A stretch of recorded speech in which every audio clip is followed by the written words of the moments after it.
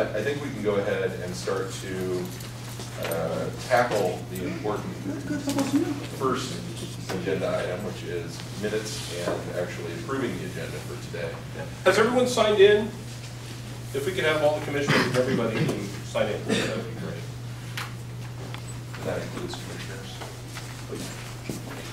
When I say that would be great, I sound like I'm from office. Yeah. We're going to need you to sign. Hey, Kyle, I don't know if you wanted to pass that around. Oh, It's already been sent in, so great. So what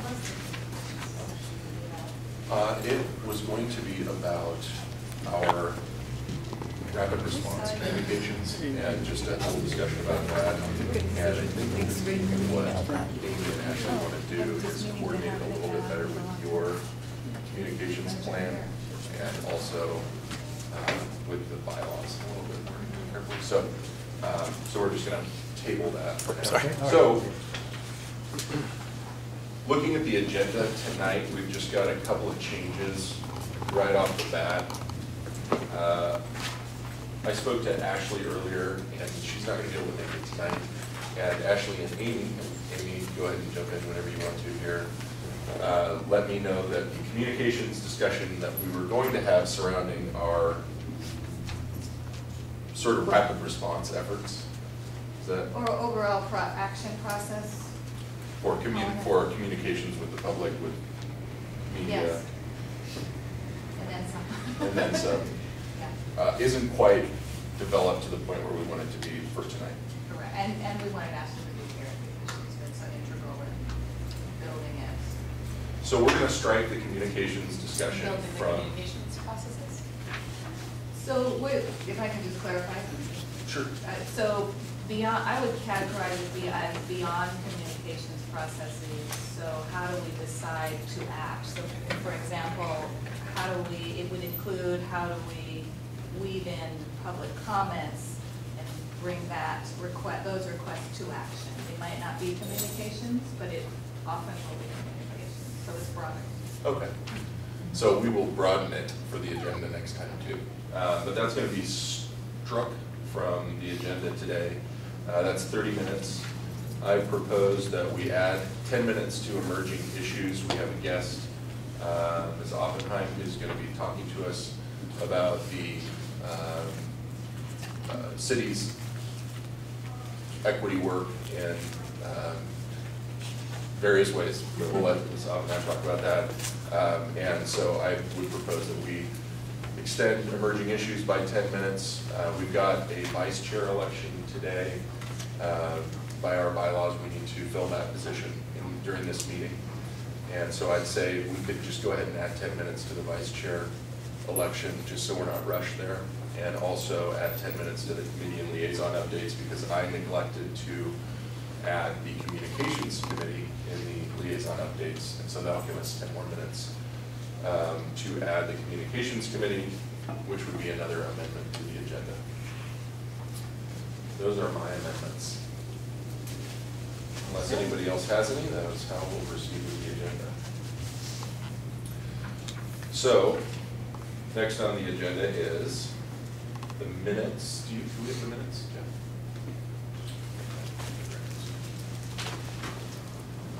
Minutes from last month. And Jeff's just going to grab those for us. How's the food? Delicious. Did Jeff tell us where the food is from?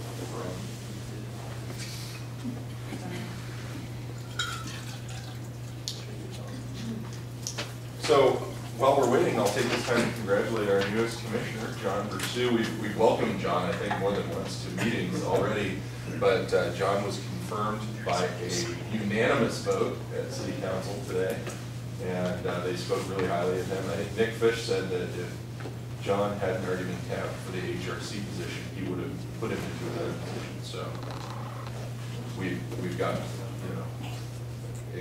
we're a distinguished company. So welcome, John. Congratulations on being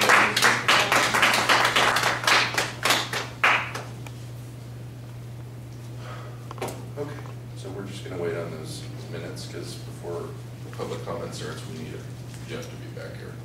So I'd love to ask John a question if I can before you're, just for conversation's sake, and because I'd be curious to know a little bit about what do you think was highlighted in, who was it that said they would want to bring him in? Commissioner Fish. Oh, Commissioner what do Fish. you think brought attention to Commissioner Fish? I think my background in organizational management and communication is what he and both Commissioner Chris also highlighted as one of my strengths and what that can bring to the commission as you enter this second phase, if you will, of your formation, how they can leverage that to mature the organization and also build stronger ties with City Hall. As both commissioners and Mayor Hale spoke very highly of the commission, but also mentioned the need to build even stronger communications and relationships with each other. That's great. And while we're still waiting, I will announce that the Office of Equity and Human Rights, through our director Dante, agreed to help to sponsor the Oregon Area Jewish Committee's event that is honoring the memory of Emily Gottfried, and we have been able to add our sponsorship as well to that event, and there's going to be a quarter-page placement in the pamphlet, I guess, that's going to be circulated at the event, and Jeff has designed that and printed it out so that we can all take a look at what's going to be in the brochure. So I'll just pass this around so everybody can see that, but that's a great opportunity for us to continue to remember Emily.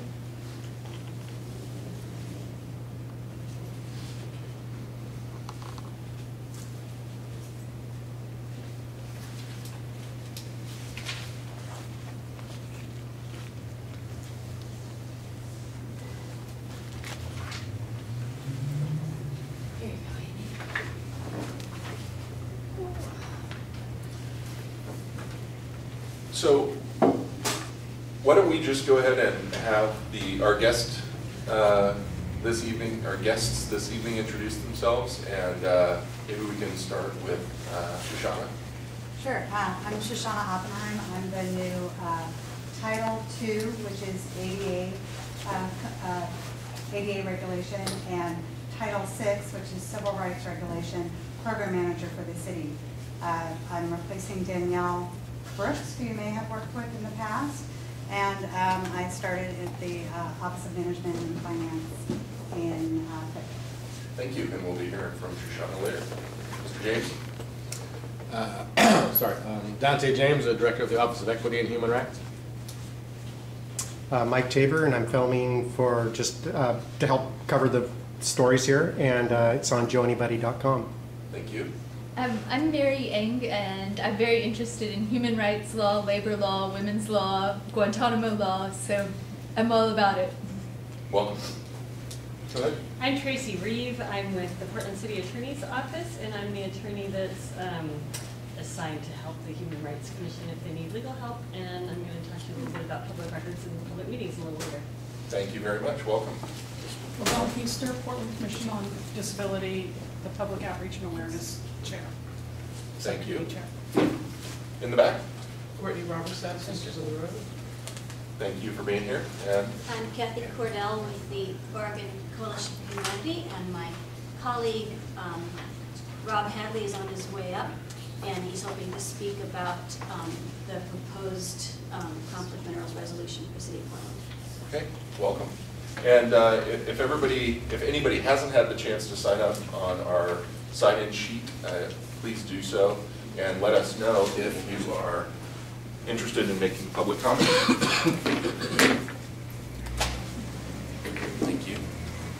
Okay, so we've got our minutes. If we can just look at these, and if anybody has any substantive changes, not spelling, things like that, let us know so that we can do that and approve the minutes and get to public testimony. public comment.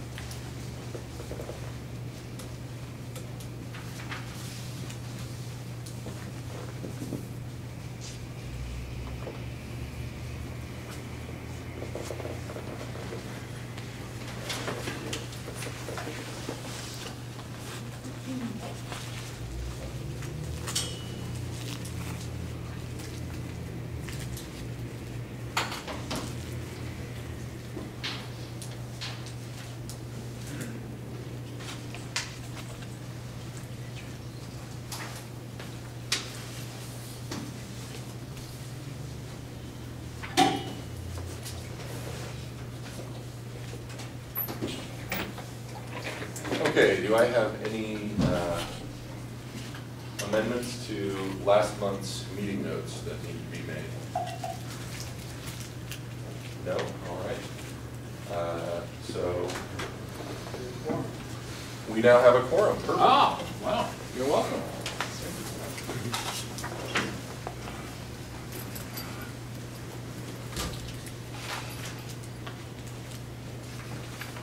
Welcome, Alan. How are you? Good. Good.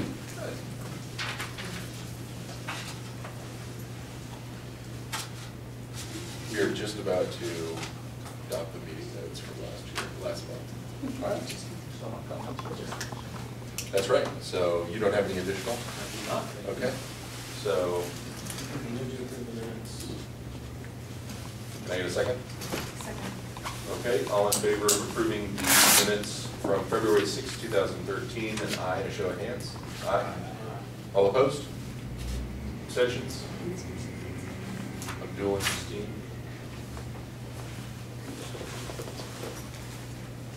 Motion carries.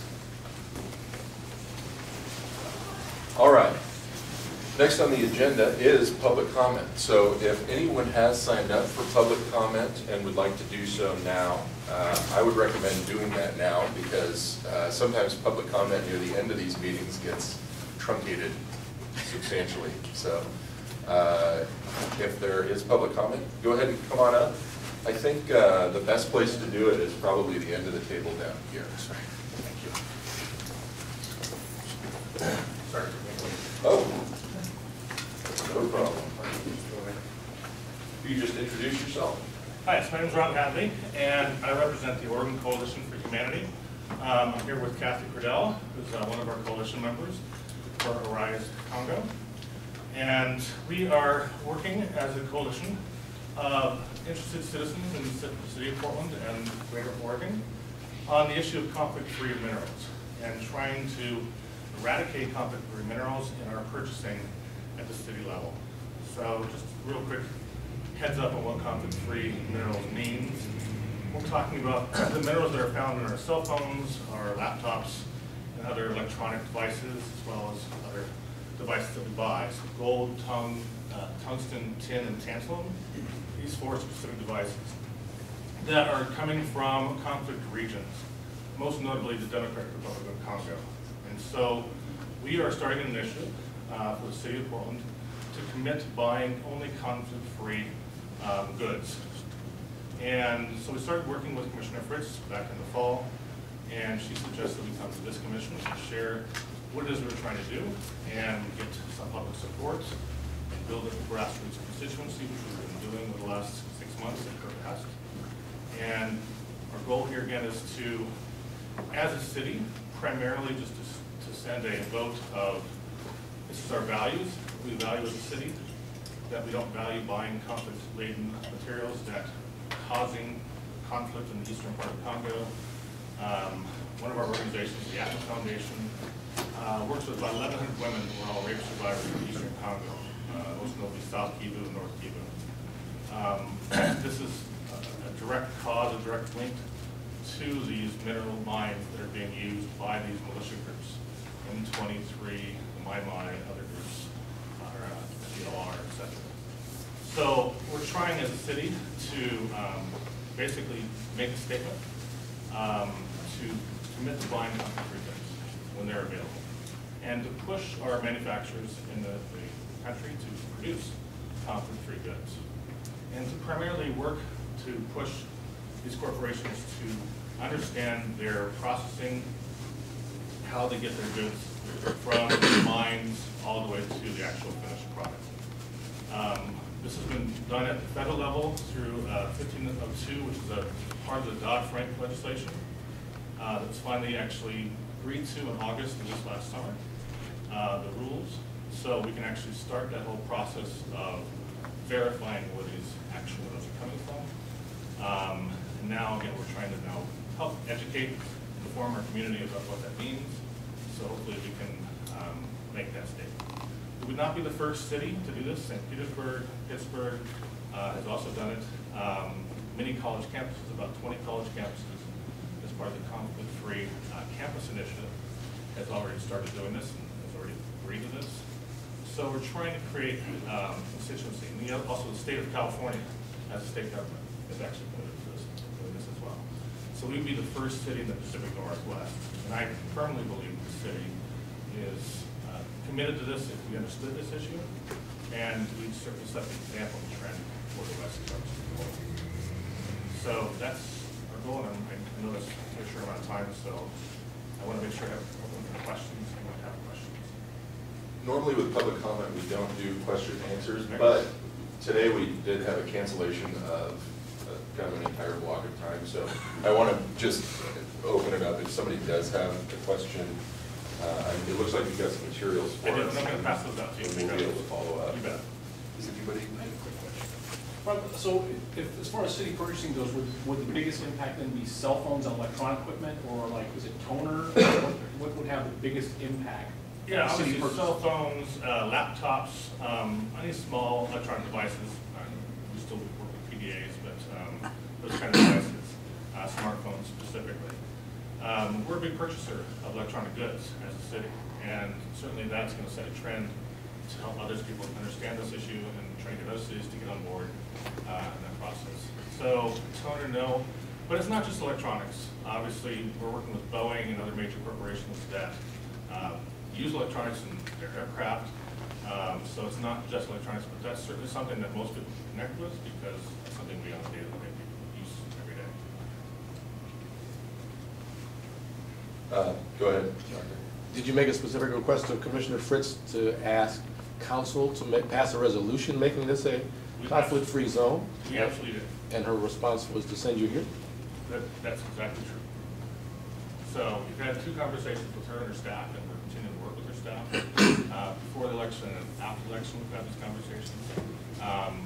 Again, her suggestion was that we come to this commission, raise awareness and education, which we certainly want to do as well, and get the constituency to basically help make passage easier, I suppose is the way of putting it. And that's our goal. So, yes.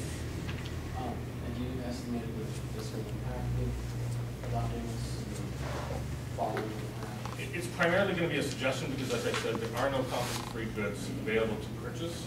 Now, certain companies have grades based on how far along they've come towards creating those conflict-free goods. And so there's a grading system already in place that could be used. So we could give preference to company A over company B when making these bids. Essentially, we could put it into the rubric as to how we go about the process, purchasing process. We're not suggesting it's a complete veto power. This is a suggestion, and it's also just to make sure we're alerting companies that do sell their products to cities like the city of Portland. This is something we value. Sure. So fiscal impact, this is not a, again, you're required to do this, and that means even if you're buying an inferior product in the process, that's not our goal. So again, that's something that can be worked out by the city through the resolution process and exactly how that markup works. Kathy in the back, did you had your hand Well, up? I just wondered if you wanted to mention Intel specifically or not. Oh, that's a very good point. We have a great working relationship with Intel as a coalition, and there's about 20 different organizations that are part of our coalition. And we work with Intel primarily because they have committed to taking their chip and making it conflict-free by the end of this year, which is a huge, huge step. And again, we want to honor a corporation that's based in the Northwest, and Oregon specifically, for that commitment. And they have been leaders, industry leaders, setting a standard about this idea of transparency about where these minerals are coming from. And they are showing the way for the corporations who 2 years ago said this is absolutely impossible to know. We'll never know where these minerals are coming from. They have shown you're wrong, that you actually can know this, you can actually find this out. It takes work, it takes effort, no question in that, but they have set the pace. And I think that's great. We want to promote industry leaders for doing that.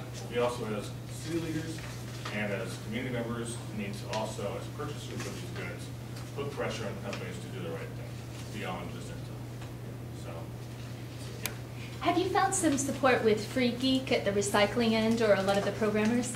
You're on the right track, and that's another thing we've been working on in the last few months is to try and use our commitment to recycling as a way of reducing the amount of actual minerals we're using as a whole, which will also reduce the demand for those minerals, which is driving the conflict.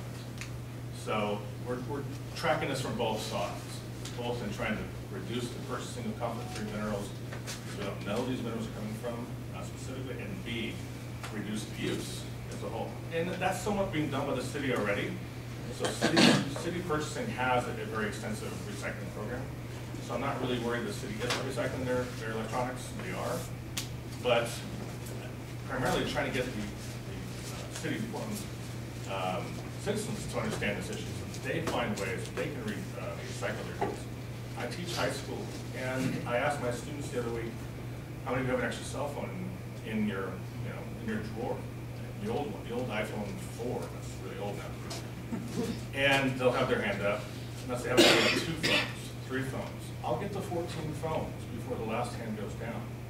Now, why would they have 14 phones sitting in their drawer? I couldn't begin to tell you. But I think mostly it's because of ignorance. They don't know what to do with all this electronic stuff that's sitting there. They don't know about Free Geek. They don't know about all these different ways you can actually recycle these goods. I think as city leaders, we can raise that awareness, raise that education, and promote that. We've done this in other ways. I think this is another way we can do that. So I think both are great tracks. Thank you very much, Rob, for being here, and if you want to pass those out to us, that would be great. Sure, if I have enough copies, but I'll definitely. He just told me he didn't. I missed that. So we do have one more person signed up for public comment, and that is Mary. Mary, do you want to come on up? Thank you very much. Thank you. How long do I have? About 5 minutes.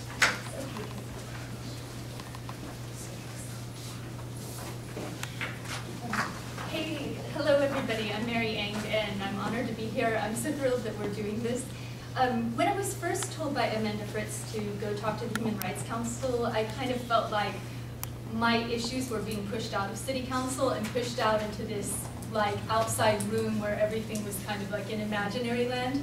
And it's very much my dream to make the human rights issues very real and show a lot of force.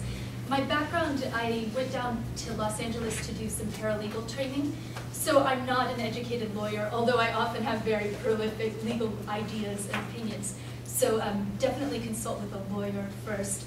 But in terms of human rights issues, I do follow a lot of huge issues that are happening in Europe, that are happening in UK law, a lot of issues with Guantanamo, detainees. And I think what we could do to encourage conversation and discussion and education around those issues, we could very much be leaders in those areas. Another thing I would like to point out too is compared to Los Angeles and Oregon, what I found is my experience with the courts so far is that the courts are very locked down.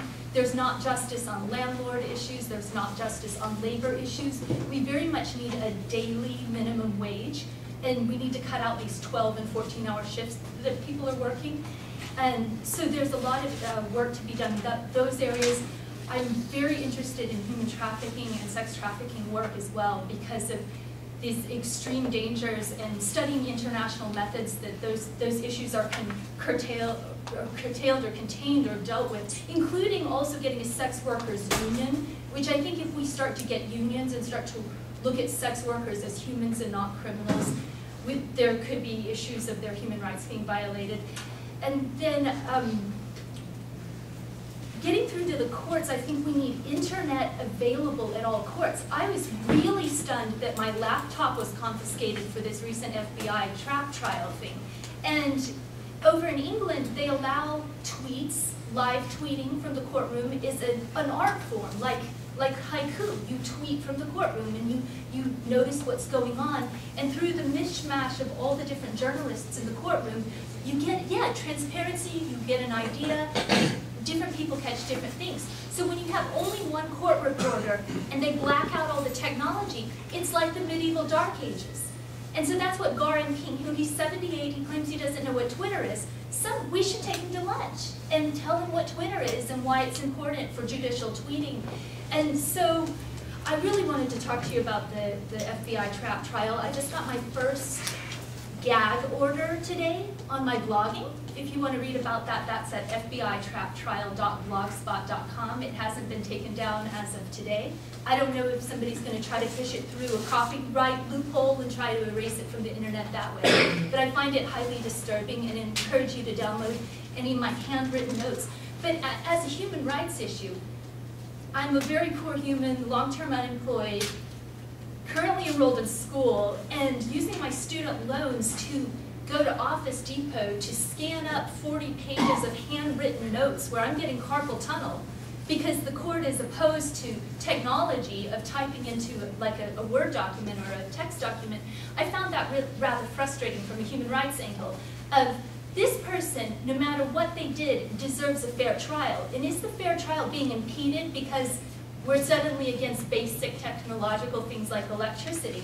And now that my blogging rights are under threat of being curtailed, my editorializing, I did courtroom sketches, I have very strong opinions on the trial, I have very strong opinions on the racial profiling of the FBI. But I don't think, you have about 1 minute. I don't think those opinions should be censored. So maybe this is the right forum to get some of those issues under discussion, what kind of use of technology we can use to promote human rights and fair trial, and then also the issues of surveillance. Because if I delete my blog, I don't think anybody knows the extent to which FBI will follow you around your college campus, make secret movies of you, have secret microphones in their coats and all of this. It was outlandish, and really people need some basic digital electronic education about what to never put in an email. Many people are really ending up in court because they put the wrong kinds of things up in email. So possibly we could do some kind of collaboration between Free Geek, the Atmoth Foundation, and some kind of digital literacy program, especially for disadvantaged people who may be disabled or senior citizens who maybe want to increase their tech skills, but have some kind of computer center where we could get Gen Y, who's chronically unemployed, in touch with chronically disadvantaged poor elderly, like a cyber senior center. Thank you very much. Yeah. And please go ahead and leave your contact information on the list. Oh, great. Okay. I don't think we had anyone else signed up for public comment. I can pass it this way, Alan. So I'd like to invite Shoshana Oppenheim up. And Shoshana was able to introduce herself a little bit earlier, but she is the ADA and Title VI Program Manager in the City of Portland's Office of Management and Finance. So, welcome. Hi, how are you? So I have a couple of handouts for you, and I have extras for the public that I'll distribute as well. I apologize, that's a 2-page document, and then this is a draft of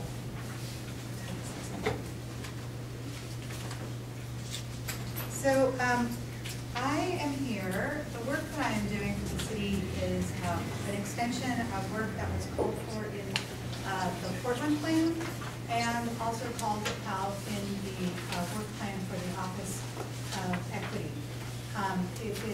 to implement a Title VI plan and develop the Title VI program.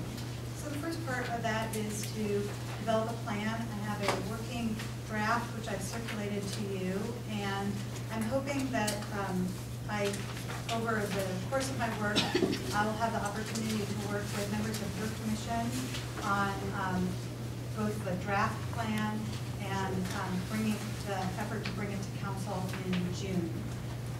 The hope is to be before council in June, and in April, I'll have a series of open houses that I would appreciate, working with your commission to get out the word about the open houses and making sure that there's an opportunity to educate the public as to both the protections provided by the Civil Rights Act that are covered in the plan, and also I'll be providing some additional education about other protections that are not necessarily in the plan, but are provided by local and state governments as well. I'll be looking for comment on the implementation of the plan as we move forward.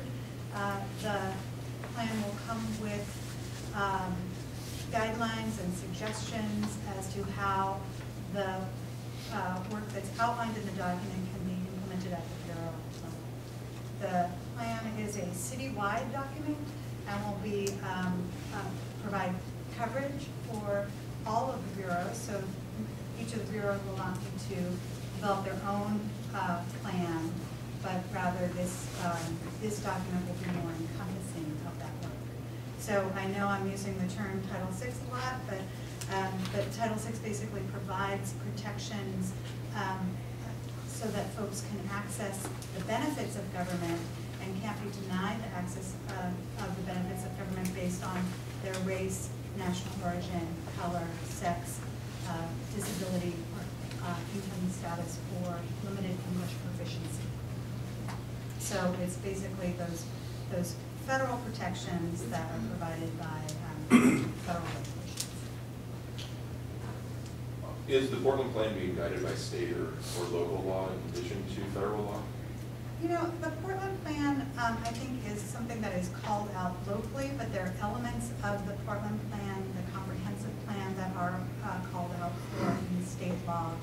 I think that the Portland plan, and Tracy, am I talking out of school? I think the Portland plan is a locally instituted document, but that elements of the plan, of our planning documents, are regulated at the state level. And how about this plan? Is this part of the formation of the Office of Equity? Is that how this all started, or is this something new? No. The Office of Equity is a long-time goal of Commissioner Fritz, as well as other members of the council, but as outlined in their work plan, one of the deliverables on the 5-year plan was to implement the Title VI plan. Oh. I think we can do it in June.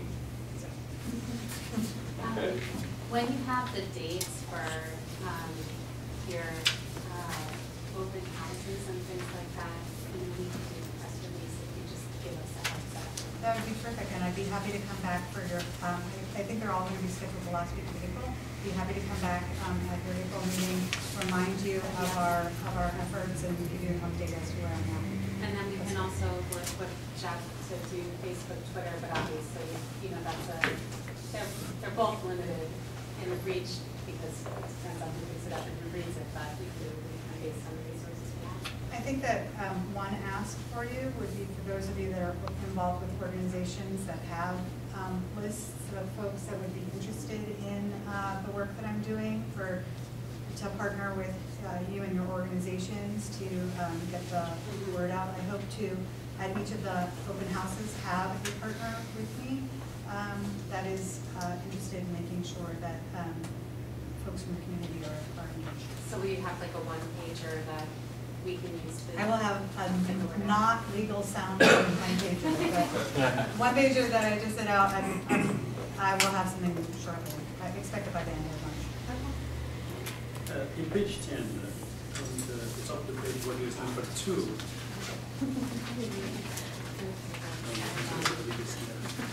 When it says, when there is a complaint, it's concerning the complaints and procedure, I guess. When it says number 2, it says the complainant fails to respond to repeated requests for additional information needed to process the complaint. And the sole majority of here talks about non-native English speakers or limited English speakers.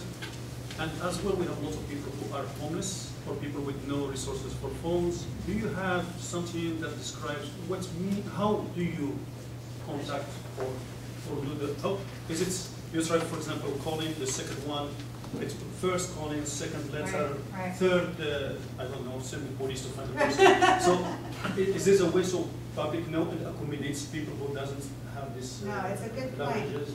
It's a good point. And when I developed a complaint procedure for the Bureau of Transportation, I included posting at the Bureau of Transportation any notifications in that complaint procedure. So at least there was a place that the complainant, if they were homeless, they could go and find the information. In multiple languages. Well, it would be in the language appropriate for the person. I think that if the complaint is made in English and there's no request for accommodation, I think that the response back being in English would probably be appropriate, but I'm open to suggestions. If a complaint is filed and there is a request for translation services within the complaint, I think that it's appropriate to make those translation appropriate. Or at least try to make a good attempt at communication. But so your point is well taken, and if you have any suggestions on how to develop a procedure where one can communicate with the public. If you're making a complaint, there are several places where you provide information. If you don't provide information, it's difficult for us to respond back to you. But if you have suggestions on what good policy is around that, I'd be interested in hearing it. No, that would be great, because even an organization that before I got a complaint from residents and it's beside Human Rights Commission, and the person was disqualified from certain benefit. And when I searched into it, I found that they keep calling and they get messages in English and English and English, and the person kept deleting, has no clue what deleting. So we have faced these issues. That's right. So I think that maybe making sure that the complaint form asks if language accommodation is required, that might get to that issue. But if you have other suggestions, I'd be happy to get it. Yeah, I don't really labor this, but please, the first thing I see here is just to clarify to people how you are going to contact them or request. Request, what does it mean, request? Then it's to make the people are aware to be in the future what you would expect. That would be very helpful. And there will be the development of administrative rules as well. So administrative rules are really kind of that deep dive into how a program is implemented. And I would think that that would be where you'd see that kind of information. And I haven't developed the administrative rules yet. Amy? In terms of our giving you more feedback than what we can do here, what are your thoughts on the process for that? We're not immediately privy to your deadlines, and those might shift. Absolutely. How would you imagine that happening? Absolutely. And I appreciate you making room for me in your agenda. I just knew you were meeting this morning. So I can send an electronic copy to staff, and the electronic copy can be distributed, and I'd be happy to take both comments on the electronic copy as well as you have my contact information. You're more than welcome to contact me directly. My hope is by the end of March that I have a really solid draft. That April will be when I am really talking more broadly to the communities and the communities that you work with on a regular basis, and then have a final draft in May to council in June. Those are very broad brush. A very broad brush schedule, but I can communicate with staff to make sure that you have all of that information. And you said solid draft by end of March? I want to have a solid draft by the end of March. So that'll happen before your open houses? Absolutely. A solid draft to go out to the public. Gotcha. Right. There'll be an opportunity for public comment on the draft at the open houses, yes. Okay, thank you so Yeah, much. absolutely. Any other questions for Shoshana? I'm sure she gave us a card for a reason, so she might regret it. Thank you so much. Thank you. Appreciate your time. Okay, so we're running a little bit behind. We're going to catch up later, but we are in the emerging issues section, and I wanted to ask if there is anything that has come up recently that needs to be addressed in the near future. It's not going to be something that we're going to discuss at length today, but is there anything on the radar, on anyone else's radar that we need to be thinking about as a group? New commissioner? And we do have a new commissioner. Were you in the room when we No. applause? Oh, I think we were doing that when. Thanks, Jeff. Like I would have forgotten that. We do have a new commissioner, and we've already applauded him, but let's do it again. Hey, so other than that, Jeff, does anybody I have anything to apologize, I raise? don't have details for this, but, and anyone in the room I hope might fill in for me. There is a fairness hearing that will happen. Can you give more breadth to that? I will share, I'll put together a summary of what I understand. I've been trying to put the pieces together, but what I understand is going through with that, and just so everybody can know, I'll have a heads up. And this relates to the Department of Justice agreement, as most of you know, is still in process.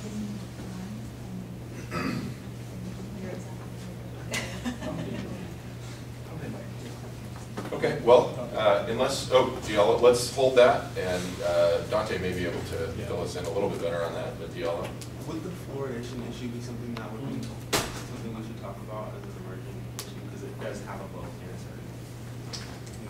It's not on the agenda for today, and that's because the people who were having that policy discussion chose to not put it on the agenda for today because we didn't have time for it, honestly. And there was some discussion about that we weren't going to be able to have time to get to the bottom of that today. So I think that the fluoridation issue is something that is a controversial issue. It's a complicated issue. We chose not to put it on the agenda today. If you want to talk about that after in between meetings and maybe with the policy committee, that might be something to do. Okay. All right. Anything else on that front? No? Okay. Let's welcome Dante James up, and he can answer a few questions about the Office of Equity and Human Rights. Yay. Thank you, sir. Good afternoon. Hey, good morning. I apologize, I'm going to have to run out early because I'm on the way to a community budget meeting out in Urco this evening, the very first one in the city is this evening, so I'm going to head out to that. I just wanted to, at my usual time, just certainly answer any questions you may have about what's going on. Regarding the DOJ that Amy raised, the most recent information I have, and I'll tell you that Commissioner Fritz has convened what is essentially a working group of herself, Rudy R3 from the Mayor's Office, Matthew Robinson from the Mayor's Office, Pat Walsh from the Police Bureau, who's also overseeing the DOJ settlement agreement for the Police Bureau in most of its aspects, and myself.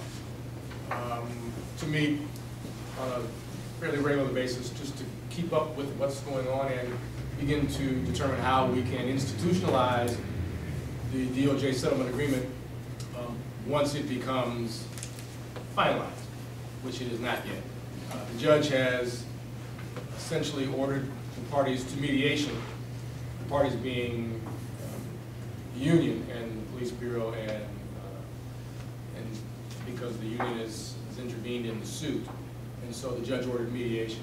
And so they have, initially they had to provide names for an agreed upon mediator to go to the judge. My understanding is they all agreed on one. So that name either went to the judge by now or will be going to the judge for the judge's approval. And then the judge gave them 45 days to mediate this and come to an agreement. Again, my understanding is that if, and Tracy, you may know some insight that I don't, if in fact a mediated agreement is not reached, the judge is not inclined to accept the settlement agreement because he gave some indication that union's argument is that some of the things within the settlement agreement violate their CBA. their Collective bargaining. bargaining agreement.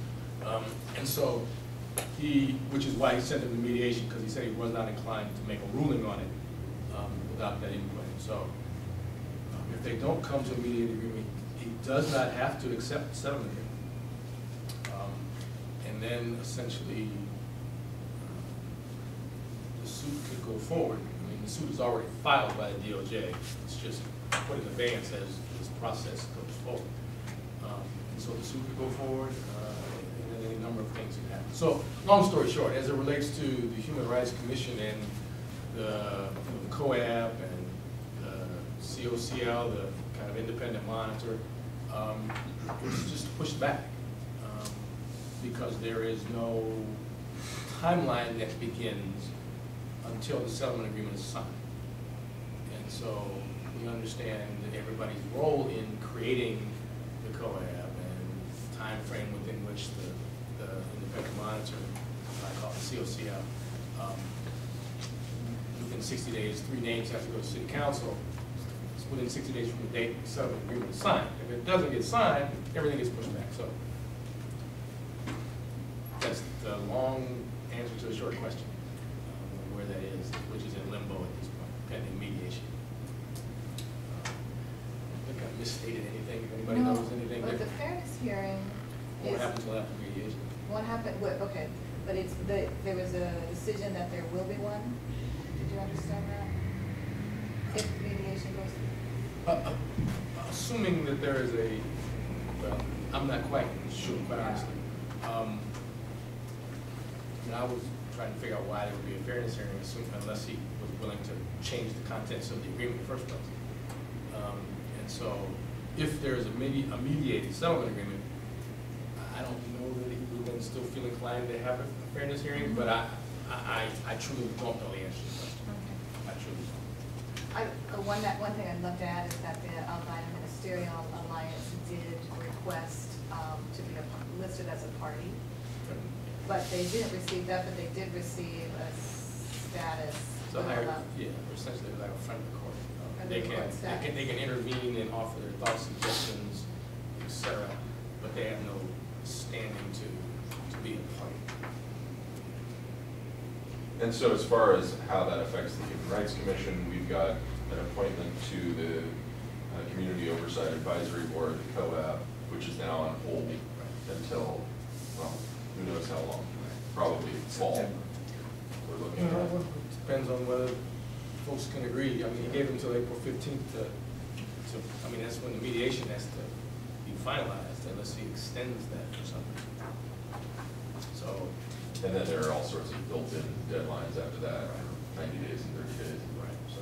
So we've got a little ways before Human Rights Commissioners sit on the COAB and actually have any sort of oversight of any agreement that is ultimately arrived at. So got a little time before that happens.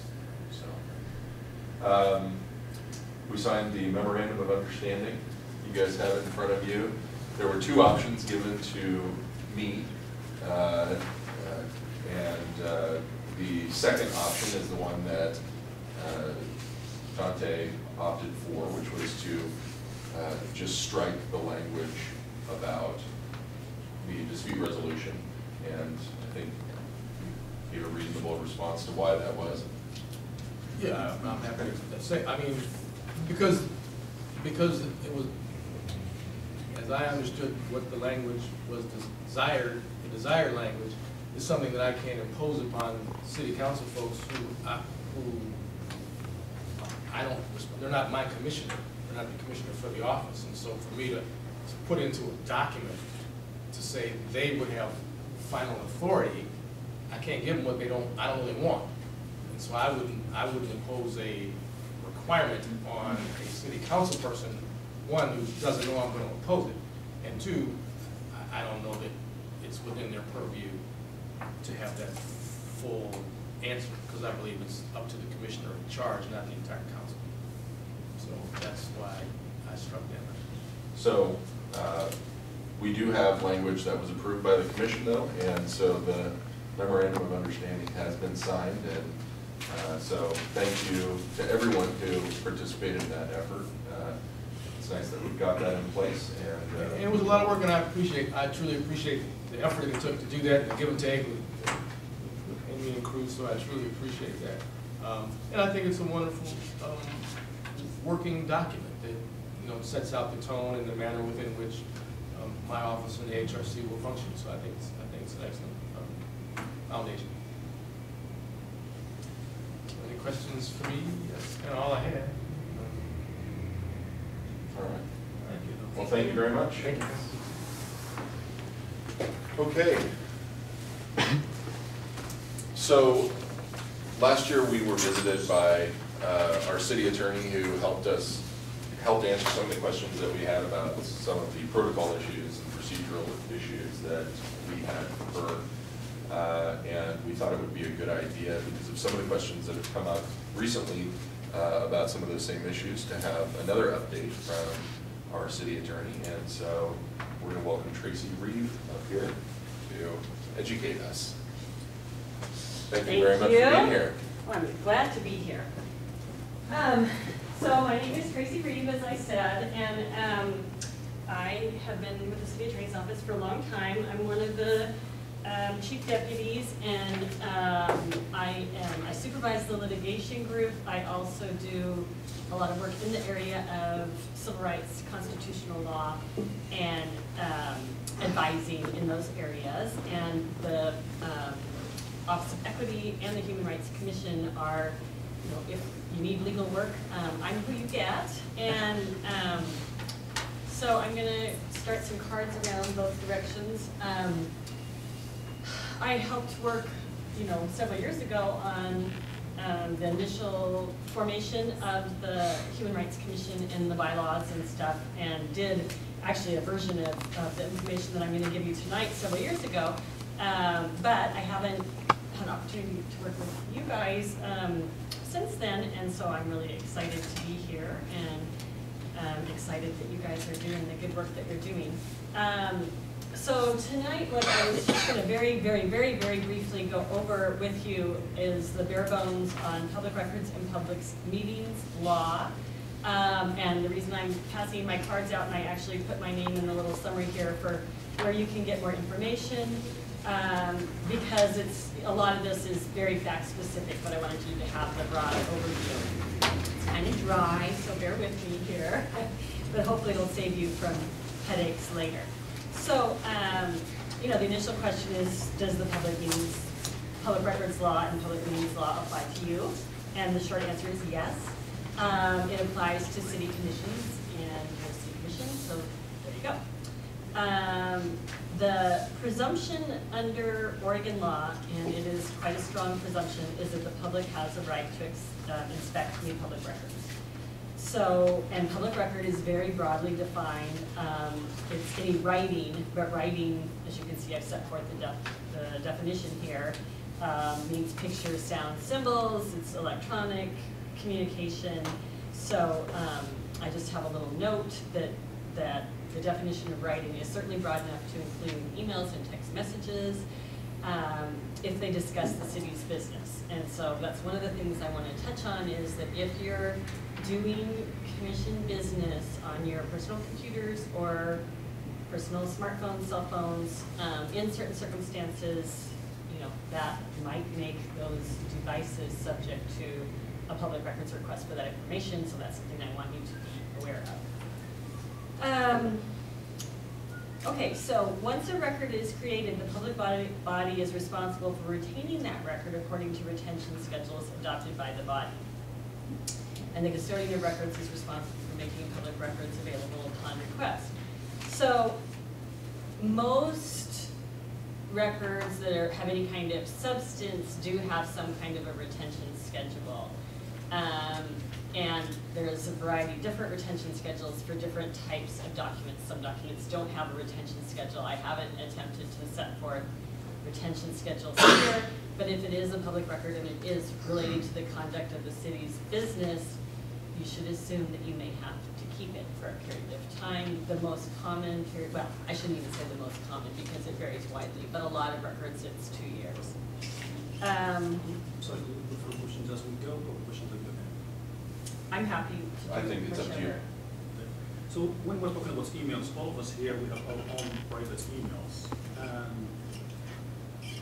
So if there is an issue that arose, I hope never happened, but that we ask that all of, I don't know, lawyer degree, gave our access to our emails or things like that.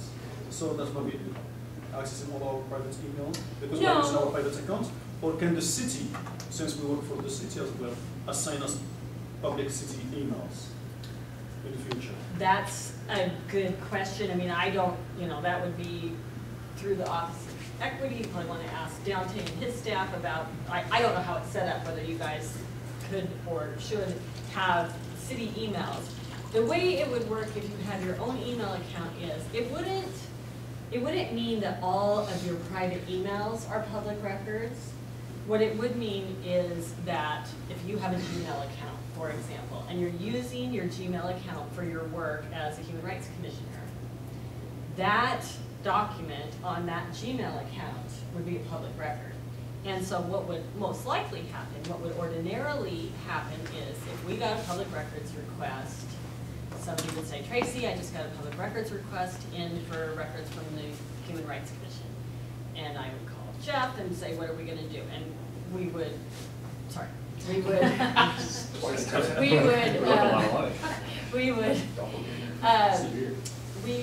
send out, ask you, what do you have? And most likely, in 99% of the time, you would just say, okay, I'm gonna print these out or I'm gonna forward them to you, the relevant emails. And that would be the end of it. Most of the time, that's all that's gonna happen. In a rare situation where there's some suggestion that for some reason that is not resulting in us getting all of this, if some plaintiff says, I believe that they're not giving me everything, it is not inconceivable that a court could order, you to bring in your computer or to give access or something. So I think that is very unlikely. But I just want you to be aware that there is an outside legal risk in some circumstances that could happen. But most likely, as I say, 95% of the time, what's going to happen if we get a public records request is we're going to ask you to look and give us the documents. And nobody's going to be rummaging in your stuff. Okay? Okay. So we talked about that your home computers, and it kind of goes through the analysis. I'm not going to just read this document to you because you guys have it and you can read it. It gives some more information. So essentially, that's a condition of being appointed to this board, right? We should make that clear to folks that are appointed to this board that condition exists related to public records. Right, and you may want to talk about, I just don't know from a resource standpoint or from a practicality standpoint, maybe it would make sense to look into setting up city emails to avoid them. We couldn't afford it. There's a charge for each email. Yes, in that case, if the answer is that as a practical matter, you need to be sending and receiving emails on your own email accounts, it would be good to make it clear to people that those emails, even though they're on your own computer and even though they're on your own email account, are in fact public records. The ones, and as I say, it's just the ones that pertain to the business that you're doing. It's not your email with your kid or whatever. But just set up get a Google account that's the only thing that you use for there this. You go. Or a Yahoo account or whatever, set a separate account that's the account that you do this business on. Then you're not going to have the issue. And just let me know what that is. And you're not going to have the issue. We have it. We're talking about emails, but it also pertains to any documents we might create, like the folks who work on the memorandum of understanding. Drafts. All those drafts that are on their individual computers elsewhere are also subject to disclosure. That's correct. And I will tell you, drafts is an issue that comes up, and sometimes people are just fine with producing drafts. Sometimes there's, a desire once we have the next draft, we don't really want to be looking at the old draft. The way to deal with that is until it's a final document, you don't have any obligation legally not to overwrite it. So if you're working on a draft and you're making changes to it as you go, and it's not a final document, you know, you could just continue to revise the same draft and not keep saving different copies. If you do save different copies, once you get the public records request, they're public records, and at that point, you're stuck with it. Okay. So there's some information in here about what does the email or document contain information relating to the conduct of the public's business. And that's a case-specific inquiry. It's not always clear. You guys, I would guess, since you're interested in these kinds of issues and probably following what's in the press, you may know that recently we had a fairly high-ranking member of the police bureau resign after there were some text messages that were, you know, arguably, did this relate to the conduct of the public's business? At least some of them did. They were on a private cell phone. They ended up, you know, the bureau got information that they existed. They were gathered up in response to a public records request and ultimately released, and that person, you know, ended up resigning from the bureau. So this does have real life practical implications. So I guess what I'm saying is, just be aware when you're, you know, communicating with each other, if there's a mix of this pertains to the public business, but you've got some snarky comments in there, you're running the risk that your snarky comments are going to be delivered to the right going to the line of week when we get the public records request. I mean, my old boss, I've been at the city attorney's office for a long time, and I remember my old boss saying, when I was pretty new there, you know, anything, just tell all your clients not to put anything in email or in now text messages or whatever that they don't want to see on the front page of the line of week. So that's your, you know, safest approach. Okay, and as I say here, this was, you know, the analysis that's set forth here about is it or is it not a public record talks about emails, but you can apply the same analysis to text messages, Twitter, tweets, whatever. Now, there's a significant section of the public records law that deals with exemptions. Rather than try to lay all of that out here for you, I've done two things. I've given you my name and my card, and if a particular context comes up and you guys have a question and you say, just does not seem like something that, you know, we should have to give up, is this really a public record? I'm more than happy to talk with you about the specifics.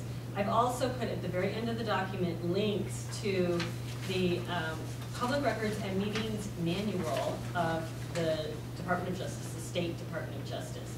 And that is what everybody uses as sort of the Bible on Oregon public records and public meetings. It talks about the exemptions, it gives examples. I'll touch on a couple of exemptions that, you know, might apply to some of your work. There are certain circumstances where if somebody comes forward with information and asks that their name be kept private because they have safety concerns, and I could imagine that there could be things that you all would be looking at where that would be the case, that you may be entitled to withhold that from disclosure on that basis. There are certain times when you're looking at personnel issues where those may be subject to exempt from disclosure. You know, attorney-client privilege communications are exempt from disclosure. So there are some internal advisory communications exemptions, depending if it's very sensitive and you are trying to give information to, say, Dante, and you think that it might inhibit the free and full exchange of information. I will tell you that that one, if it ever gets litigated, is almost always a loser, but it's, you know, can be worth it. I just was going to ask you to clarify on the attorney-client, because we have current count 3 lawyers on the commission, but privilege does not pertain to communications that involve one or more of those lawyers. Not communications right. You, regarding me, because it's in order for an attorney-client privilege to attach, the communication must be made for the purpose of giving or receiving legal advice. So if I'm sitting on a commission as a concerned citizen and I'm not representing as a lawyer that commission, then, you know, I'm not creating an attorney-client privilege in my communications. If I'm the lawyer from the city that is representing you guys as you do your work, and we are having an attorney-client communication, that is privilege. So that's a good question. So we can't just CC file our emails? what if we can make $1? Isn't that how that works? Something. Bad legal advice doesn't help. Okay, so, you know, there's a lot more to look at on public records laws. I will tell you that short of things like attorney-client communications or safety exemptions where someone is asking for the information to be kept confidential for a safety reason, when push comes to shove, the presumption of the DA and ultimately the presumption of the courts is in favor of disclosure of documents. I've litigated a couple of these up to the Court of Appeals, and even where they have found that the communication fit within an exemption, most of the exemptions are conditional, which means that the court then engages in a weighing process of the public's information in full disclosure, the public's interest in full disclosure of the information against the reason for non-disclosure. They almost always find that balance in favor of disclosure. So your presumption should be that the vast majority of the time, the documents that you're working with and the information you have is subject to disclosure on a public records request.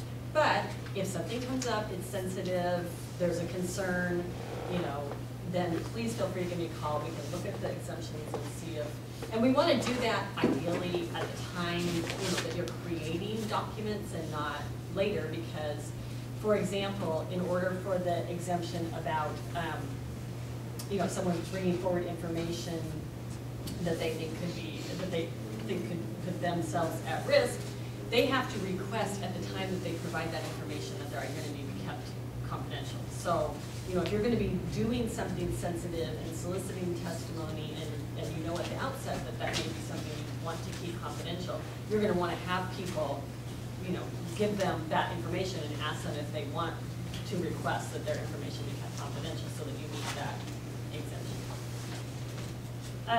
Public meetings laws. Meetings subject to the law. This one is because you are a body subject to the public meetings law. The public meetings law is basically a law that gives the public the right to attend and observe. It's not a law that gives the public the right to participate in your meetings. You can elect to have public comment, as you have done here tonight. You can elect to invite anybody you want to speak. But just because you're subject to the public meetings law doesn't mean that you have to let people participate. You just have to let them attend and observe. If you, this is kind of a little bit getting afield, but since I'm touching on this, I will. If you do have a public comment period like you did today, you cannot, if it's an open public comment period, you cannot cut people off or stop them based on the content of their speech. Once you open it up as an open public content period, you know, then people are free to speak.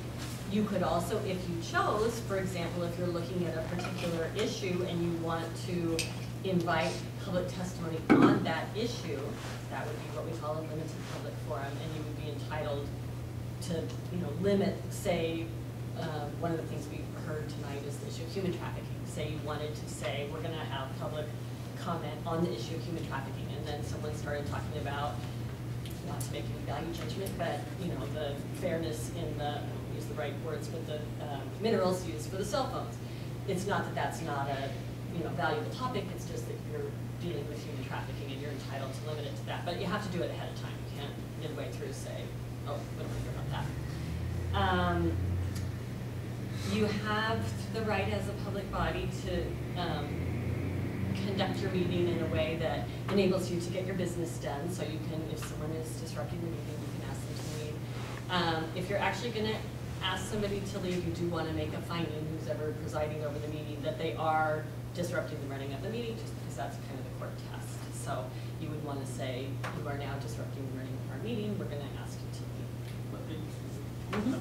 So if we open to public hearing, as possible, public comments, and somebody, one of the rules sometimes we mention is use of language, like profanity, things like that. So now we'll hear.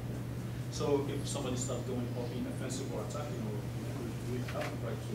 You do. Okay. You absolutely do. And we're talking about doing community forums later.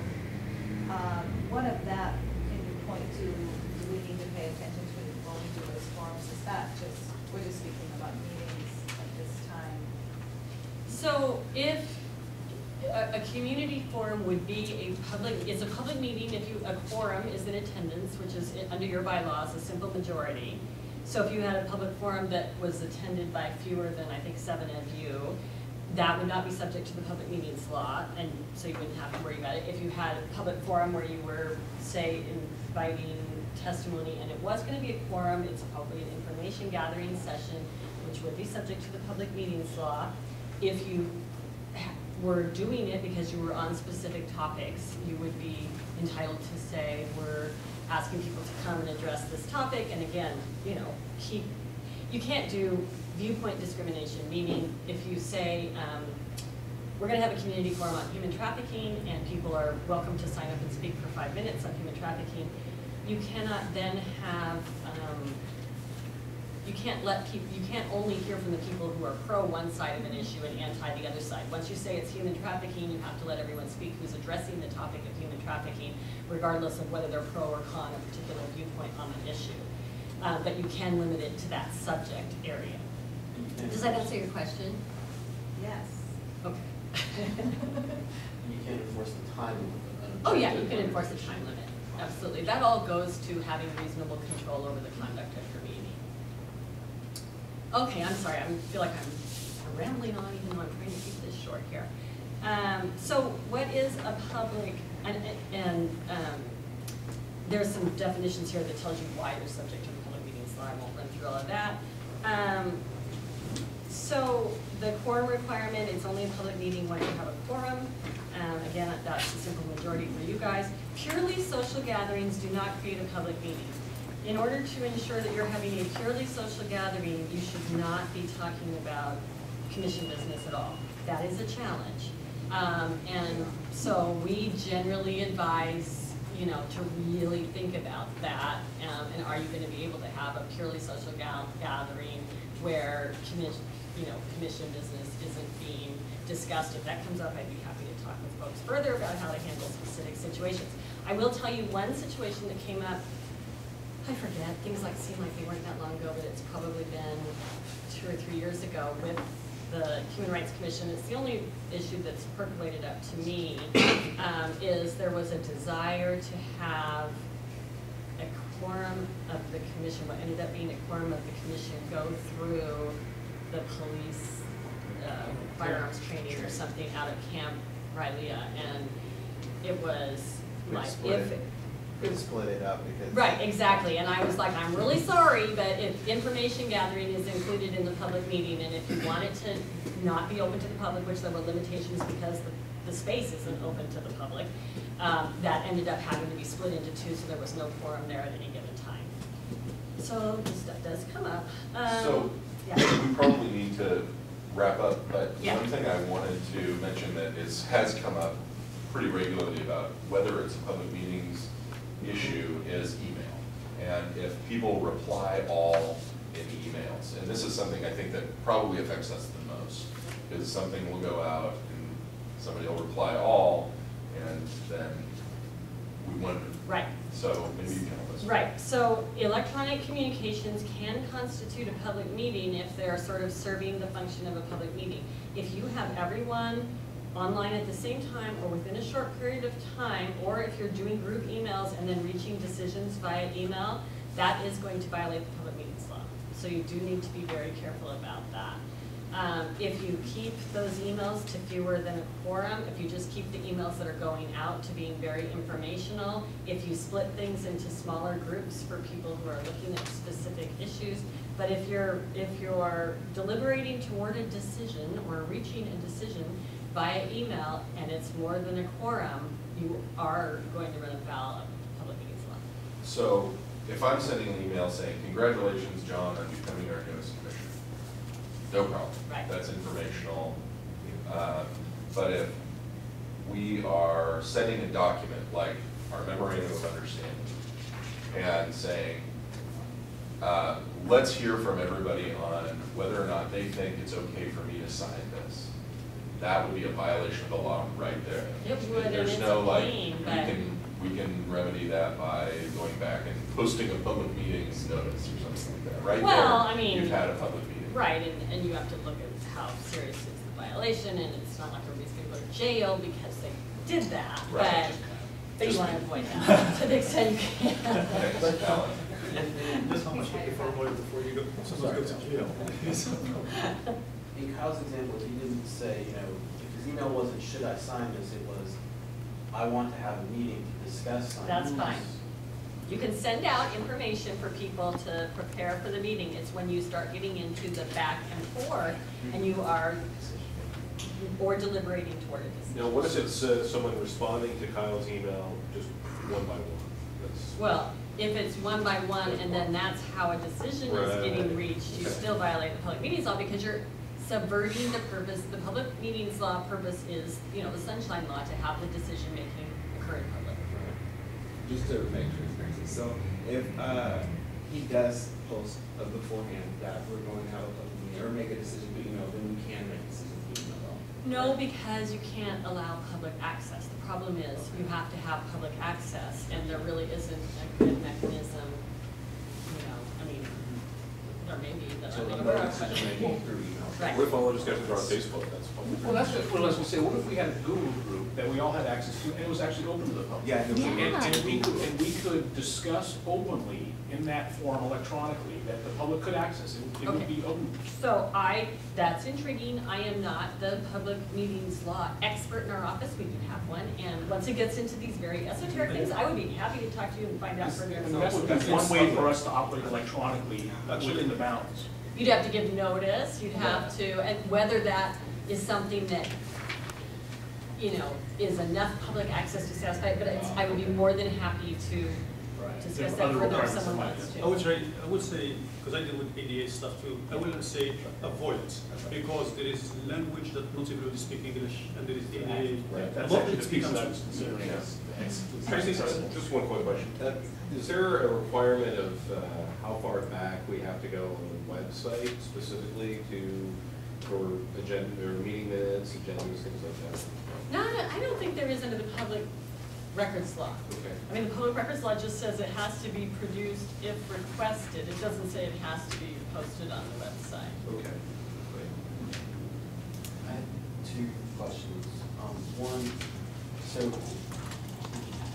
what is your best advice for how we can communicate with each other on strategic issues where we may not want those, I'm not sort of trying to avoid the public meetings law, but more so the public records law. So if say we're involved in an issue like the Joint Terrorism Task Force, and we're deciding what we want to decide what we're going to say and how to approach the city about it. There's strategic discussions going on about who to talk to and what. But those would still be, what you give, those are all public records. If we're dealing with each other about it, possibly less meeting, email or quorum. So the only way to have those without being subject to those is talking to them. And if we organized a conference call and it was less than a Public quorum. meeting, well, if it was less than a quorum, you're fine. Anytime it's less than a quorum, it's, you know, you're fine. You're not subject to the public meetings law for that conversation. Now, if you have one conference call, another conference call, then another conference call from this conference call talks to that conference call, and you make a decision, that's not okay, because you're making a decision outside of the public meeting. And then my second question is, so there's currently 14 members on our commission, so quorum would be 8. Simple majority, yes, so it's 8. If you've got 14 members right now, it would be 8. But it's, the way your bylaws are, unless they've been changed since I saw them, it's simple majority of present members, except for anybody who's on a medical leave. Okay? So anyway, I'll leave the materials with you. There's, you know, if you have a lot more questions, the reason I passed out my cards is I'm always happy to take a phone call. I know this stuff fairly well, and we have people in our office who know it really, really well, and I would be happy to work with you to answer any questions. If particular sensitive things come up, call me and we can talk about the review. I'd like to include the handout in our meeting notes. Could you send those to me? Absolutely. Thank you. And we should also put them in our notebooks. that would be a good spot. Absolutely, that is a great idea. Thank you very much, Tracy. You're welcome. Thanks. Did you get something to eat? I did, Okay. thank you, it's really good. Get something more. I mean, Oh. Okay, so everybody comfortable with everything we do now? No violating laws? Yeah, no more email. Right. Who has conference call? The frustrating thing is like, that makes sense and it's easily, when you're dealing with like a speaker, like the office of human rights, when Dante can just walk across the hall. Right. Yeah. Jeff. Yeah, it's not quite as simple for us. It's hard to be strategic and conversation. We really need once a month. Yeah, it is, and that's why I think, a lot of our work gets done at committee, and that's just how that's how the majority of our work gets done. These meetings have a lot to do with the process. They should always strive for transparency. Yeah. Yep. But that is a good point around the smaller, that's one of the reasons that smaller subcommittee. Yep. So, okay, according to our bylaws, this is the time for us to fill our vacant vice chair position. And so I think we just lost Abdul, so do we have a quorum? No, we have a quorum. Oh, He's here when the meeting started. Okay. Once we have a quorum, we always have. I'm so glad you're here. that's what we're told. I am just saying things I don't know. That's what you can say, we don't know if it's true. Okay, so. Just real quick, so I wasn't aware of that. So if the quorum when the meeting started, and then 5 people leave, and there's a vote, If you've got a vote without a I quorum. can try and call Henry. Well, either way, we've got a quorum tonight with Abdul here, and he'll be able to come in. I'll ask Tracy, does you want to ask Tracy? She just left. Well, there's, I know you're. It's a Robert's Rules of Order thing. there's still 8, Supposed to be eight, quorum. there's still 8 without him, Yeah. if Damon's here, because there's 1, 2, Oh, 3, okay. 4, 5, 6, 7. Okay, perfect. So, the way that this works is I take nominations for vice chair. Vice chair, the position is, and you can look in the bylaws for what this is, but the vice chair is responsible for doing the duties of the chair when the chair is not available, and the vice chair sits on the executive committee. And so, one of the things that we've been discussing, and one of the reasons that the communications discussion was going to happen is one of the issues we've been running into recently is how exactly do we get out there and make immediate kind of press releases, immediate comments to the public about issues that are coming up. And I think it's pretty clear in the bylaws that the chair is able to make those kinds of immediate press release type statements to a reporter about an issue on the position of the Human Rights Commission. Because of the language of our bylaws saying that the vice chair takes over those duties if the chair is not available, I think it makes it pretty clear that the vice chair can do that as long as, if the chair is not available, I think it's arguable about whether the vice chair can do that anyway. I think, Amy, your position would be that the vice chair can do that. Isn't that what you were saying? Not sure. Okay, well, either way, as we elect a vice chair, we should keep in mind that this is somebody that we're going to be entrusting to make public comment for us and representing the commission. Charge of Emily, Gottfried, and Human Rights. Right, and we haven't actually done that yet, but I think everybody agrees that that's what we're going to do. But we don't need to do that right now. We just said we'd table the discussion until Yeah, the voice so chair. we'll get there. Okay, so Damon wasn't at that last meeting, it might be worth clarifying what that was about. My suggestion was, in order to create some sort of continuity and assurance that the Human Rights Awards, which were Emily's baby, continued, that we establish that a specific executive committee member carry on the responsibility for that event. And what we thought was vice chair, or this was my suggestion, we haven't done this yet. So, Because Emily was the vice because chair. Emily was vice chair at the time, that we would make the vice chair responsible for that. You know, at least delegating the responsibilities to them. I think we are gonna decide this after the elections. Doesn't mean you have to do the whole thing. We don't have to do it. In charge of making sure it happens. That was my suggestion. So, but that's not something that we're talking about now. So, I'm taking nominations for vice chair at this time. I have a nomination, and it comes with some additional words, about 8 more sentences. I don't have permission from the. Only 8? Okay, cut me off. And my interest in the additional 8 is because I'm hoping that our voting process we can move forward and create more transparency and understanding from everybody about how it happens.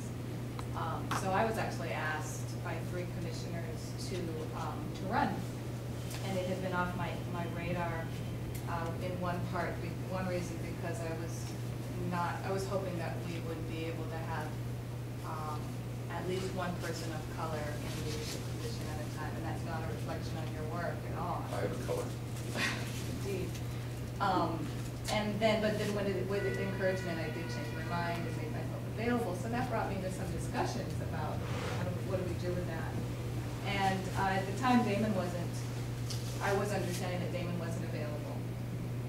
But after conversation with Kyle and after conversation with Damon, I did learn that he is available. And then through conversation with Damon today, I really came to the decision that he is better than I at this time for HSC to play that role. So I wholeheartedly want to nominate Damon, and as well, I want to encourage us to do kind of an audit as to how well are we doing with this process of determining how do we go through this vote in the most democratic process that we want to. For example, and again, I'm not throwing a finger at you, but I think it would have been helpful if we had been informed, folks knew that this was going to happen, and that we knew the process a little bit better in preparation for the vote today. So I nominate Damon for vice chair. Second. Okay. And because you're the Robert's Rules of Order guy, do we have any discussion about this? Well, are there any other nominations? Well, that's part of the discussion. Any other discussion? I mean, Amy has spoken about the process. Are there any other discussions about other nominees or anything anybody want to talk about what Amy discussed as well? Okay. I guess what I would say about process is that the next point that we hopefully will approach this will be October, when that's when the terms turn over. So that kind of gives us between now and then to get an understanding about how we want to move that process forward. Is that vote in October or is the vote in September? Start November, and we change it to be. We'll change it. Okay. So everything was at the same time. Okay. So the first November meeting is the first meeting of the new chair. So, and I'll just say I agree with Amy. I think that as long as I've been on the commission, it's always been sort of a succession from vice chair to chair in most cases, and also a discussion outside the context of a meeting to determine who's going to be nominated for the executive leadership positions, and then everybody comes in and votes on that person. And so that's, I think that if to the extent that anybody wants it to be, wants that process to change, then I'm all for it. So that's definitely something that we can talk about, and probably something that should be in the bylaws if we want to make it a little bit more consistent. So Abdul, I just want to update you on what just happened. Oh, sorry. Amy nominated Damon for the vice chair position, and Christine seconded that nomination, and we're having a discussion about the vice chair position. If there are any other nominations, I'd take them now. Otherwise, we're going to vote. No? Damon? I go against Damon. No, I just heard about succession part when I was walking in. That because when I did it, it was a vote. Yeah. Oh, it's always been a vote. It's just always kind of happened that We way. have the history of the vice chair becoming the next chair. Right. But it doesn't necessarily have. But it's not in the bylaws. There's It's no not. rule that that has to be the case. It's just been It's the not practice even- because you kind of get your feet wet. It's not even the bylaws that there's one term for the chair. Right. So, And what else, the other thing you missed was I was just, in my nomination, I was calling us to do an examination about how democratic is our process for voting. Well, the voting process is about to be very democratic. This moment, yes. So, all in favor of, do I have to be able, do I have to say what I was gonna say that I respectfully decline that. yeah, right. We didn't give a speech. Okay, I'm Nervous.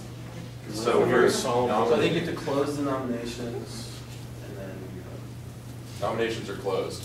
All in favor of nominating Damon as the vice chair with a term that will expire in October of 2013, say aye and a show of hands. Aye. All opposed? Oh, that was close. You're going to oppose your own nomination? Well, you can decline the nomination. No. I mean, does it? This is public. Can I abstain? Yeah. Yes, you Pardon can me? abstain. Abstain. Yeah. So, I believe the record was, for the record, the votes were, everybody except for Damon voted aye. There were no nay votes, and we had one abstention. Has there been any discussion about extending term limits for chair? There has not been a discussion about that. Because Damon, coming in. The term It limits- would be an interesting discussion, because, and maybe not now, but just to think about, is one year for chair. Well, they're in the bylaws, I believe. Term limit for the positions? It's not a term limit, it's just you serve a one-year term. And I think so- there's just an election every year. Yeah, there's no I think that's term. what Damon was saying, that you could serve, Yeah. you could serve several We could vote terms. chair. Right, but you have to vote every year. Yeah. That's what I'm saying. There's Oh, I no see. term Okay, limit. okay, so there's no- But you still have to there is vote no- every year. Okay. There is still a term limit to serve on the commission, Mhm. but that's. There's no term for Okay. chairs. So, So you technically could have an election, two people could run. so, thank you, Damon. Congratulations on becoming vice chair. Thank you for your willingness to serve. I think that you are especially appropriate given your experience having dealt with the past few years and being very familiar with the landscape of the executive committee position, even though you've been on the executive, in executive leadership of lots of other different groups. So it should be a smooth transition. So thank you very much. Okay. So we don't have Danita today for as our CPRC chair to give us a CPRC update, but with Alan or Damon or Abdul, do we have any other CPRC members here that I'm forgetting? I don't have my notes in my book for some reason. I must wrote them somewhere else. The one thing is, as Dante was talking about, is we talked about the DOJ thing, and basically exactly what he discussed, it was brought forward in discussion there. We had a very nice, happy meeting talking about marketing flyers that we will have with the brochure that was created by Commander Krebs, and we made some decisions about that. We also looked here about marketing, about bylaws. Maybe Jeff will remember also what we talked about CPRC. We're talking about CPRC here. Pardon me? We're talking about the meeting, CPRC meeting. Yes. Community Police Relations. Because we're trying to remember. We can't remember even what we ate yesterday. I think the other thing that's. So I don't know what you ate yesterday for dinner, is that the question? Sorry, what were you asking about CPRC? I was. We're doing updates for CPRC right now. Well, we received a DOJ update from Captain Walsh. We decided that, the committee decided that meetings would be held abroad in the community. So the next meeting will be at, is the next meeting at CE, Central? Northeast Coalition. Northeast Coalition Neighbors. What else did we talk about? So, yeah, The DOJ agreement issue that you discussed was just the COAB and There's an outreach portion to it, and then Commander Krebs is going to be designing that portion on how the CPRC will play an active role or a major role in the outreach component of the agreement. So Commander Krebs will be in charge of the CPRC outreach committee or subcommittee, and also he's doing the outreach for Portland Police Bureau. And which CPRC is supposed to play a major role. Right.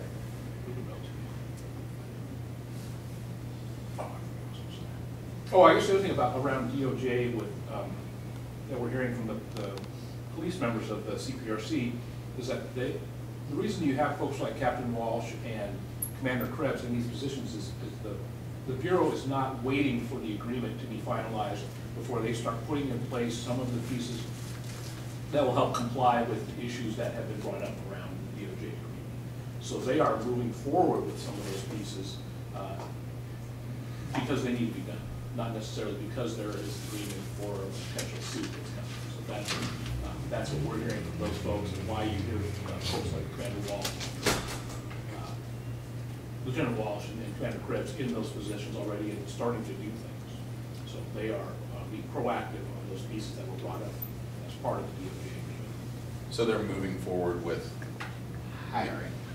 With hiring. Specific roles, like a lot of the analysts, like mental health analysts. There's a lot of expenses that come with that. So they've had to hire about 16 people. And so what happens if the DOJ settlement isn't approved? I think some of the pieces they're doing though around mental health the crisis teams, those pieces I think are changes they're making without the agreement in place. It's my understanding of what's going on. The only thing, correct me if I'm wrong, what that is, if they don't agree on the mediator, then the judge will take. But whatever the means, if they don't agree, the judge will appoint somebody. He's already appointed. Well, It was we have Judge mediators, Hughes. sorry, the mediator's been agreed to. Yep. Oh, okay. Yeah, there's a different day. Okay. So any other updates from CPRC? Anything you need from us? No? Okay. Oh, good. All right. I don't know if we can have questions right now for public here. Is there a public question? Yeah. We have a public comment period right at the end. Okay. So if you have a comment, then go ahead and sign up, and we'll take comment at the end. Diallo's passed out a discovery committee worksheet earlier, and Diallo, you want to fill us in? Sure. So this worksheet is for the Human Rights Roundtable. It's just the goals and format of what that is. At the bottom, you'll see a note that says we've decided to focus on organizational meetings this spring instead of the public forum for a couple reasons. First, it's more realistic because of the time and capacity of the CDC, and also because a public forum will be better supported by first connecting with the organizations. So as you see, the first line for goal, it has 4 bullet points for the goal. We want to convene organizations in order to gather insight, to support coalition building, to align and synthesize the work, and develop coalition and groundwork for the public forums that will come later in the year. So the budget, $500 to $1,000. We expect 40 to 50 people. We don't have a venue set, but we know we want it to be downtown. Tools, roles for HRC members, you guys see. And as you see, from 5:30 to about 8, we have a pretty full schedule. We want to gather and welcome people. There's going to be an organizational snapshot sheet at the end that people will fill out, and that will basically talk about what organizations they work with, defining. We're going to define human rights issues, or they're going to define human rights issues for their organization that their organization works on. Talk about who's affected, what goals and work strategies that they're implementing, what they need to address the issue, who and what organizations they're working with, what do they see could improve the collaboration, and then their name and contact info, and then basically I think that it's pretty straightforward. Who do you see attending? So it's the round table, I think I heard. Yeah, before. remember the last meeting, we passed around a organization list that we wanted everybody to fill out, organizations from each section of the neighborhood. We're gonna basically contact them. So it's organizations that we've all kind of came up with, and if you guys still have more organizations you think you guys want to be a part of it, I'll send out the doc and we can just continue to upload organizations onto that. Organizations that specifically actually address human rights issues in Portland. So Go ahead. one meeting where all organizations would be at. It's not, we're not gonna do one meeting that is all sisters and one meeting that's all ecumenical ministries. So let's invite all those different groups to one big meeting. Yeah. Okay. And what about, now, one of the plans for the forums in the fall now is to be in the different neighborhoods, the 5 different areas of the city, right? Is that still? Yeah, I don't know that we can fairly characterize that because they're still planned for fall, but in the future. Okay. And so are you planning on getting the people from those I mean, Diallo said human rights organizations or human rights related, but wouldn't it maybe be helpful to also be focusing on community organizations so that, like maybe neighborhood associations? For this event? Yeah, so that, because isn't the idea that you're bringing in leaders, like leadership, into this event so that then you will be able to leverage the connections and the constituencies of those leaders for the community events that are going to take place later, right? So. And that's an interesting point because, as you can see, one of the reasons for us doing it this way is to doing this event first in preparation for the more public formats was to develop coalition. So yeah, I think we should. He's nodding crazy, so I think we should talk about it. I don't know because I think that would change the focus of what change the focus of what you're trying to do. Because you're going to have a much narrower focus if you're talking to human rights and civil rights focused organizations than neighborhood associations who are just going to bring you general issues. Well, they could have a different role, more of a listening role, rather than what we set up for the main participants here. But that's I mean, I think that feels like why you separated the organization one from the open public forum. Yeah, I see what you're saying. I think the one thing I would say though is that if the idea is you're trying to bring in the community to tell you what is going on in our community in the in the civil or human rights, or how they feel like they're being treated by the city of Portland or could be served better, it seems like those people who we want to hear from aren't necessarily members of a human rights group. They're just the community. Right, but I think that's the second. I think that's phase 2. Well, but in order to get those people to come to the community event, wouldn't it be helpful to go through the leadership in those communities to get the word out, to leverage those constituencies? Oh, is that what you were going to do for phase 2? That's We were part of go ahead. Isn't that part of phase 1? We're getting those leaders, those community groups, as a part of who are going to invite to this first roundtable. I think the issue is you talked about human rights groups, and Kyle's talking about groups that would not necessarily be human rights groups. But our community leaders. Community leaders who would be able to get more people to the forums.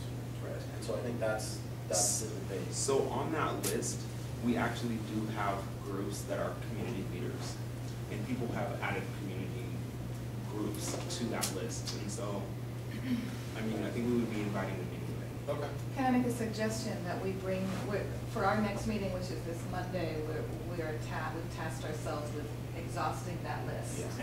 And what if we bring that list to the meeting next in April, and you guys can give it your one too, and maybe you can add community leaders if we see. I would be willing to take that to the district liaisons at the Bureau of Planning and Sustainability. Okay. And ask them to review it for their districts. Oh, thank you. Perhaps they will have some valuable input on who we should invite. And I was going to say ONI.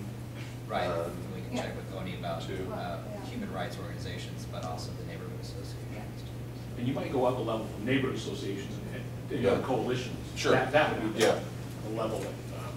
There's 7 of those. There's 7. Yeah. So, and that would be great. I mean, I think that, you know, part of why people are so excited, I was talking to Commissioner Fritz about your guys' idea, and she's really excited. She's, you know, she's very excited about it. And one of the reasons is that we're really trying to make a concerted effort to get out into the community and to draw the community in and let them know that we're here for them and representing them.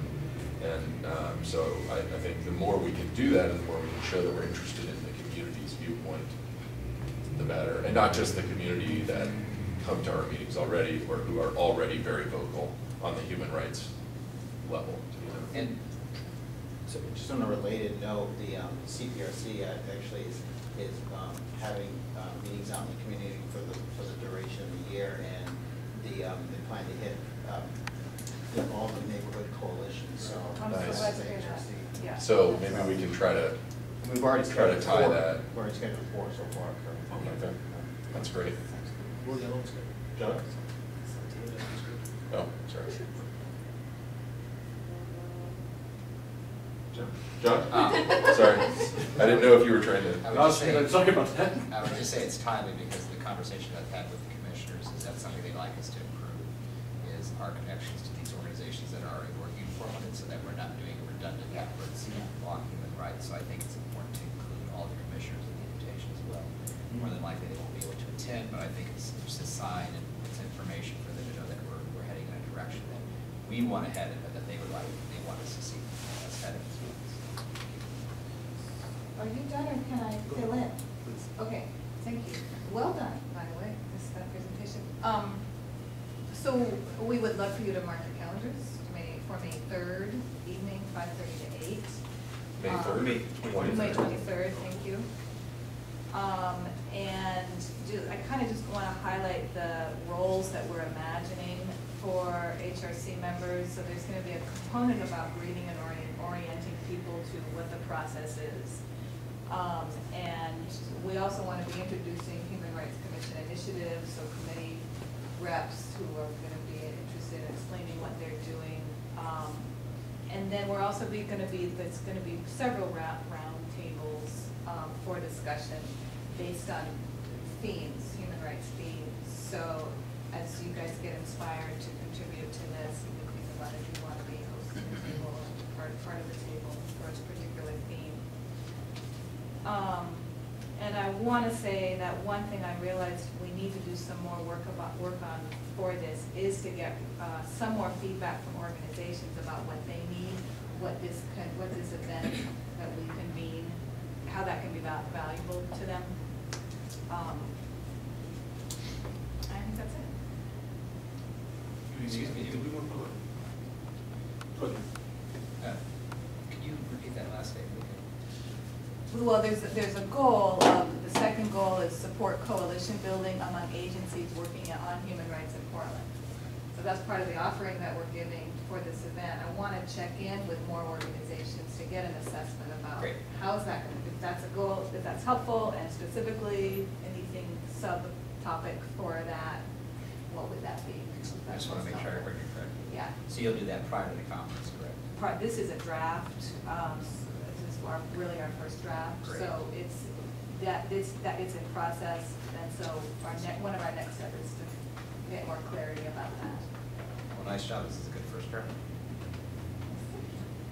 One of the things you might do is do some landscaping around what some of those groups have already done. So for instance, there was the big housing rights community forum that was done. And my guess is, so if you were to break those tables up into housing rights and other types of subjects, there might have been previous forums that were held, like that were held Ingrams, those kind of things. So it might be worth knowing that. Yeah, having that inventory. Yeah, so that you can, if you're piggybacking on, or if this is new territory or not. Right, great. I'm brand new. I don't have my binder, so I apologize if this is already the case. Does HRC, do we have our broad categories that we work in? Yeah. You mean as far as as far as like housing rights or Housing. human, but we have committees that are dedicated to specific issues. Well, I was just wondering if this would be something that helps us organize for the future, if the commission would work to create those broad categories, and then we can set up the tables along that line. It depends what the categories are. Sure. Like we have the strategic plan, which is the discovery, education, advocacy, and then policy. And so like those are strategic plan categories. And what we'll do is get you the strategic plan, and you need to get your budget, and so we'll give your orientation on that, and so you have a good idea about kind of how we're structured. And is the goal to find out further topics than outside of what we're working on? And is that the goal? Well, Or to inform the topics that we're event, currently certainly, working on? certainly, yeah, I would think that would fall under Yeah, I think so. gather And we wanted insight. to get your insight on what other goals you think would be appropriate to. So that's something I definitely. Does that answer your question? Yeah. And in terms of what Dayala was saying, in terms of getting more feedback, how do we want to do that, Dayala? I think we agreed that we're welcoming that over email, and I'll just say I'm happy to receive it to my address. Yeah. My only suggestion is I'd like to see the organizational sheet moved up sooner, not just in the agenda, but also in the process. I think that could maybe go out ahead of time, so that some organizations could fill it out and return it to us. And then as commissioners, I think we would all feel a little more prepared when you ask us, or you give us an assignment at the agenda, at the meeting. At least I would feel a little more prepared if you say, John, can you work this table? And we have some of the organization sheets already there. Plus, I think if I led a table to help facilitate a conversation, perhaps a table of quiet people. You have somebody from an organization who's already giving you information and say, Jane, can you tell us a little bit about the organization? So I may encourage you to think about that. Yeah, so that could probably go within the invitation. Yeah, I think that'd be great. So you seem like I can tell you organizational forte, and you might consider joining the CDC. Is this when the recruitment starts? Right. I was going to say. Do I have to run a gauntlet at some point tonight? We've had his name for several months. I think Christina should. I think Christine called it good, so look Right, we've already been encouraged for a couple. Well, thank you guys so much. This is exciting, and I think it's really smart that you're moving in that direction, kind of setting that base before branching out into the larger forums. All right. Oh, sorry.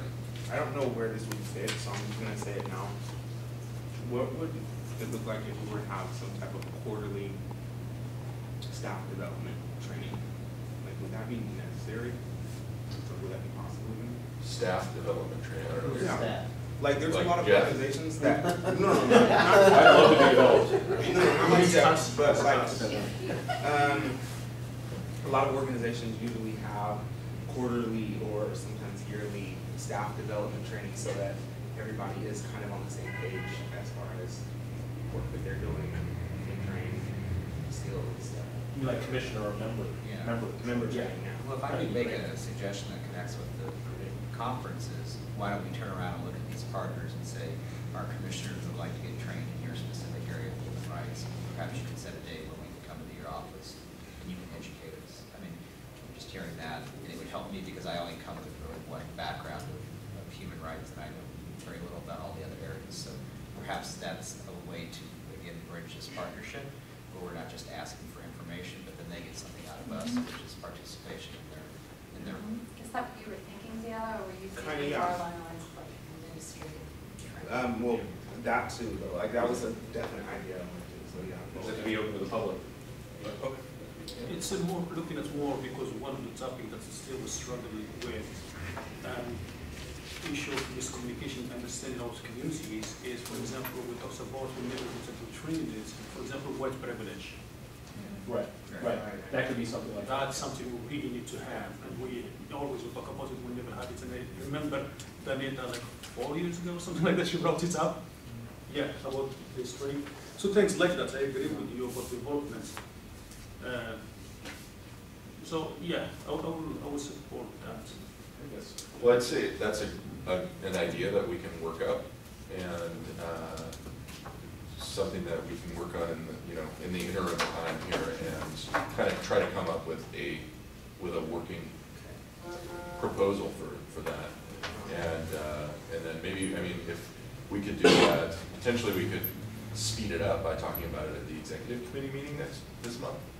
And so that would be something that, if you want to get in touch with me, Should I come to that meeting? if you wanted to, yeah, you're always welcome. But maybe it's something we could talk about discussing in the executive committee meeting, so speed that along if that's something that we want to do. One suggestion I would make, because we have limited budget and resources as well, is sometimes, I would ask all of us here, we belong to multiple organizations, like for me at the college, we are big on this, we always do developments. I would be happy whenever it happens that I will make sure there is 14 seats saved, and I will let you know, hey, if you want to attend, and there are some really good ones we bring, good speakers. I'd be happy to do that. And also among us, if any of your organizations hosting, or organization hosting some events, please invite us. And this way we can choose a little bit of the budget, but we can attend, consider the developments for us. So I'll keep that in my mind. If anything, I'm going to call for. Just don't discuss business. Yeah, don't do it. No, don't they do want it to give you separate chairs. Everyone sits It's a somewhere. personal training Just ignore exercise. your fellow commissioners. Okay. Well, thank you guys very much. Is there anything else from CDC? Okay. Can I ask a question? Now, this might happen before I arrive. So we scratched the communications Yes. session? Okay. Yeah, and Let's so table that. we tabled it, and we moved the communications committee liaison update to right now. Oh, look at that. Okay. All right, so everybody was included on the email about the news release. That date was suggested for International Women's Day, and this was a way smoother process than the last time, with having the template to go off of, and people gave really good information to fill in the polls. So it was, a pretty easy process, and you guys all have the end result, and just let me know if you have changes, and I'll make them, and you look great. Thanks. Good job. Thank you, Jeff. No No, problem. I didn't do anything. She's generous with the credit. I literally put one colon in. It was a really important colon. The colon's not important. Like, made a change everything, it really did. Okay, so our Thanks, next Jeff. steps would be for me to, or I guess, Jeff, you have the final version now with that one change that you already made based on Damon's comment this morning. Damon, can you take a look at that? Oh, you do? I'll give it to you. Okay, so send me some comments tonight, and I'll send revised version based on people. And, Do you have a copy? try not to get too down in the weeds. Like, we all say things in different ways, but if it's not like technically, grammatically incorrect or spelled wrong, then let's just assume we're all pretty busy and this is probably good to go. So send any substantive comments by tomorrow. I'll correct it tomorrow, and I'll have it to, what's tomorrow? What's today? Wednesday? Wednesday. So by the end of tomorrow, I'll have it to Jeff so he can send it out first thing Friday. That sound good? That's great. Thanks for putting this into place, this Yeah. process. I think this really did work a lot more smoothly. I think we're really starting to kind of hit our stride when it comes to doing things like this. So your work plan really makes it happen, so thank you. Yeah, no problem. I mean, I think I'm sensitive it's to public, yeah. being able to fill the needs of every single topic if I don't have the education existing in my own brain, but with the help of people responding quickly, it enabled me to turn it around really well with good, substantial information. So that was helpful. Thank you, Amy. Yeah, I was just curious about what happened with our last, which was TriMet, right? TriMet ad, and if what we know about who it was sent to, and if anybody picked it up, and then how we might bring that into this Yeah, next that's a round. good question, actually. That's probably also a question for you, Jeff. I would go back to Why are there always Polo questions for for me when that. I'm doing something else? I would go back to Polo for that. We ended it the same way we end this with, having given it to Polo to post out.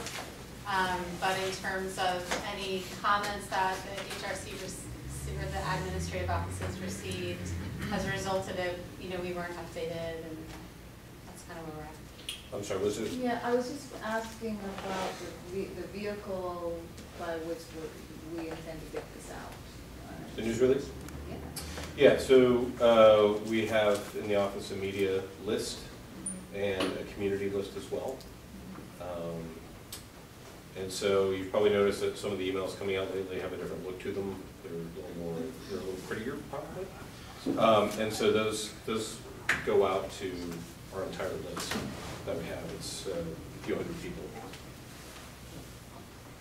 Jeff, would it be helpful if we contributed to that list? Oh, please, yeah. Because I imagine most of that is, it's data-driven, not relationship-driven at this point, right? Because well, you're new, you know, I'm new, you know what I'm saying? Like, these are lists the office has been compiling, the office in one form or another has been compiling for about 4 years. I was given a list of 300 email addresses with no names. Right, right. But we do have several lists that people have been collecting.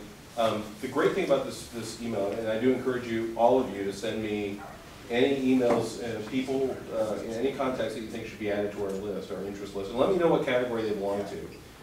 You know, whether it's, you know, very specific. Well, and then, oh, sorry, just real quick. So this email system, if I'm selecting all these audiences to go into this system to send out an email, if they're listed in 2 different categories or 3 or 4, they'll only get 1 email, as long as that email address is the same in each one. Now, if they have 3 different email addresses, then they'll get 3 emails. But so that's the nice thing about it. So we can't have too many contacts. So that would be, yeah. That'd be and the other reason for my question is to be respectful of your time, which you want to use efficiently and effectively. And having been on your position before, you know, 300 is nice, but it's not as effective as 3 people that you have an actual relationship with in the public or media relations business. Right, I know. It's not just about feeding you numbers, it's about feeding you more substantial relationships we have in the community, about people who want to pick up and cover an HR, a human rights related story. Right, when I came in, I added about 35, 40 additional people in my network that I know would be interested in what we have to say as a group. So I'm sure all of you bring that to the table as well. So that's the nice thing about the new email system. You won't get duplicate emails. So please send me what you have and what category you think they want, you know, what they'd be more interested in, or if it's just general interest. Thank you. Thanks. This is MailChimp or Emma? This is Emma. So if you could actually send it, even if you just have 1 or 2 names, if you just put it in an Excel spreadsheet, this is first name, last name, email, that would be great. So this is Emma? It is. And they can unsubscribe. Yeah, that's another great thing about Emma. They can always unsubscribe themselves, and then we can't put them back in if they've done that. So it takes care of that for us passively. So with Emma in the future, we could possibly do a quarterly newsletter? Yeah, absolutely. Sure. I know the office is going to be doing that as well, so yeah, by all means. All right, thank you very much for doing that, and yeah, we'll get that out Friday, I guess. Perfect. All right, nominating committee. All right. Malloy? So, first order with the nominating committee is we need some additional volunteers. The committee right now is made up of 4 of us, Christine, myself, Damon, and Donna. What I would like to do is get 2 more volunteers so that we have a total of 6, and I know that sounds like a lot, but the way that our terms are organized, each year 5 of us are up for reappointment or not. And what I want to do is have enough members of the nominating committee that when it's time to do reappointments, there are at least 4 people who are not in the class up for reappointment who can evaluate the reappointments and any new applicants and stuff and make a informed decision about who to recommend and whatever else without any danger that one of the people under consideration is going to be privy to information they shouldn't be privy to. When we did the last round of reappointments, I had to be mindful of the fact that certain emails about candidates could go to Damon, Christine, and Donna. Some could only go to Christine and Donna, and so it was, this just makes it easier. The 4 people know who they are, and they can they can deliberate amongst themselves and then bring it to the full commission. So I need one volunteer, and I can summarize this in email if people don't volunteer right now. From the group of Abdul, Donita, Amy, and Myra. And I need another volunteer from the group of Alan, Kyle, Ashley, and Diallo. And She's not. We nominate Ashley. so, It's not up to date, but but it is for us. So that's the first thing we need to do is fill out the nominating committee, or first thing I'd like to do is fill out the nominating committee. The next order of business is we do have a vacancy, and so we do need to start talking about the applications and recruiting a new member, recruiting and evaluating applications for a new member. So I will be hopefully contacting the existing nominating committee until we get new volunteers for them too. And then what we usually do is for reappointments is we start dealing with that sometime in the summer, begin the process, so that by the fall we have here the people that we're reappointing or not, appointing instead, so that hopefully we can all get wrapped up and dealt with by the time New Year's starts. And we have reappointment issues immediately present because of the April reappointments, right? Depends on how many. I don't view us as having city council. Okay. What's the So, in October, we were scheduled for reappointments for the 2012 class, which includes Alan, Damon, Ashley, myself, and Diallo. The city council chose to reappoint us, but only for a period of 6 months. And so there are questions about, what we have to do. My feeling is that we should resubmit those people for reappointment in April, because that's what the city council is asking us to do at this point. And I think that based on my conversation with Dante, they're going to treat those reappointments just like any other reappointments.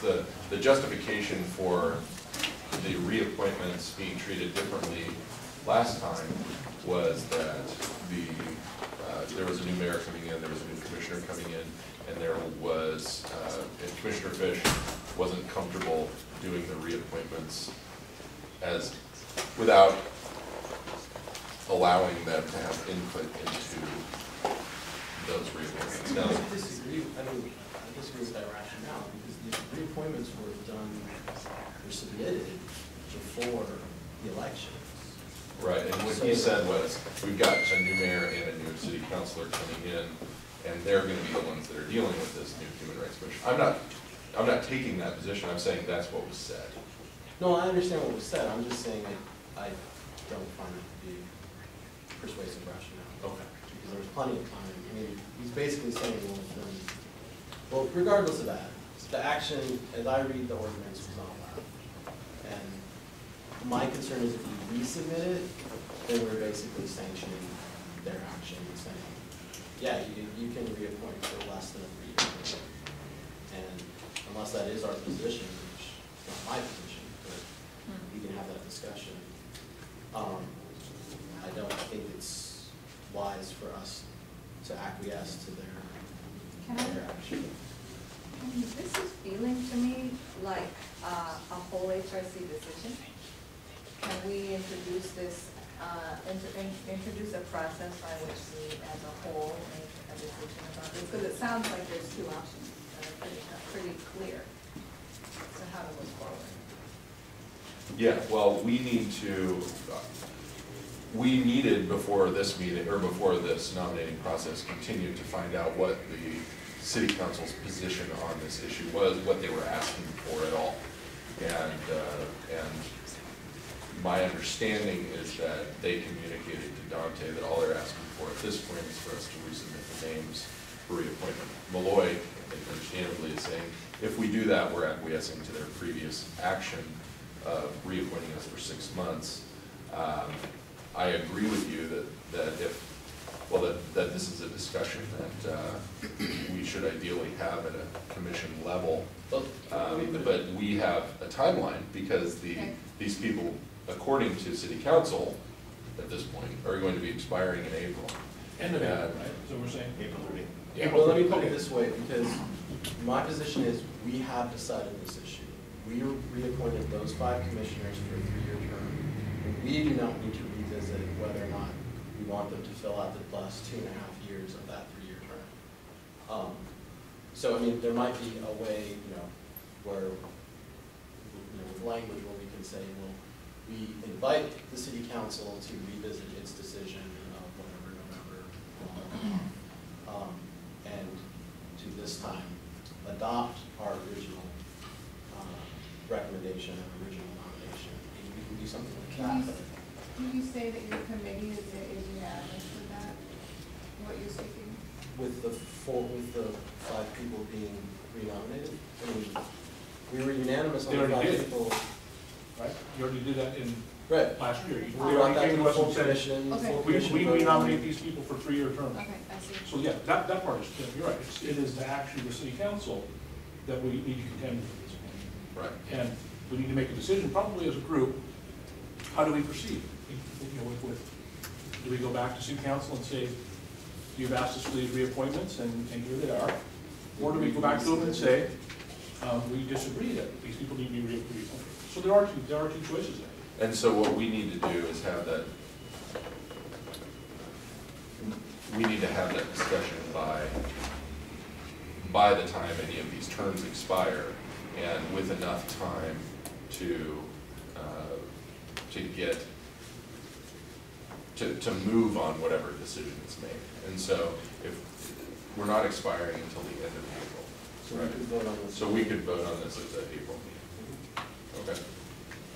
And so, but the nominating committee needs to inform us about what the options are and what, I mean, we've only just heard what council's expecting of us at this point, so.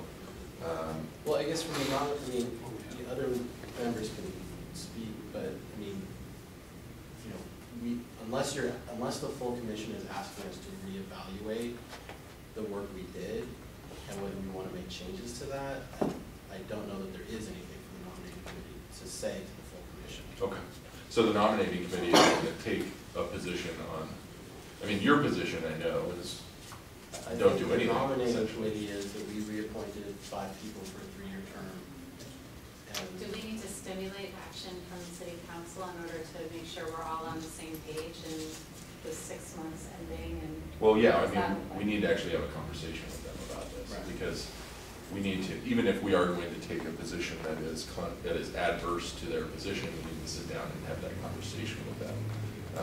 Otherwise, if something, it's all going to get lost in translation. So between now and April, we need to have that conversation with city council to figure out what the best way to deal with it is. They may very well just be able to say, we reappointed these people in November, and those reappointments are going to be effective through this period.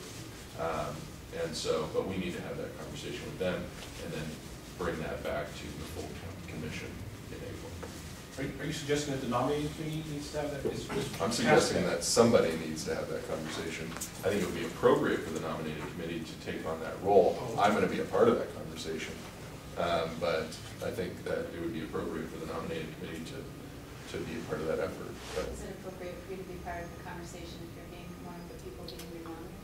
I think so, because it doesn't have to do with my particular nomination. It's about process. So,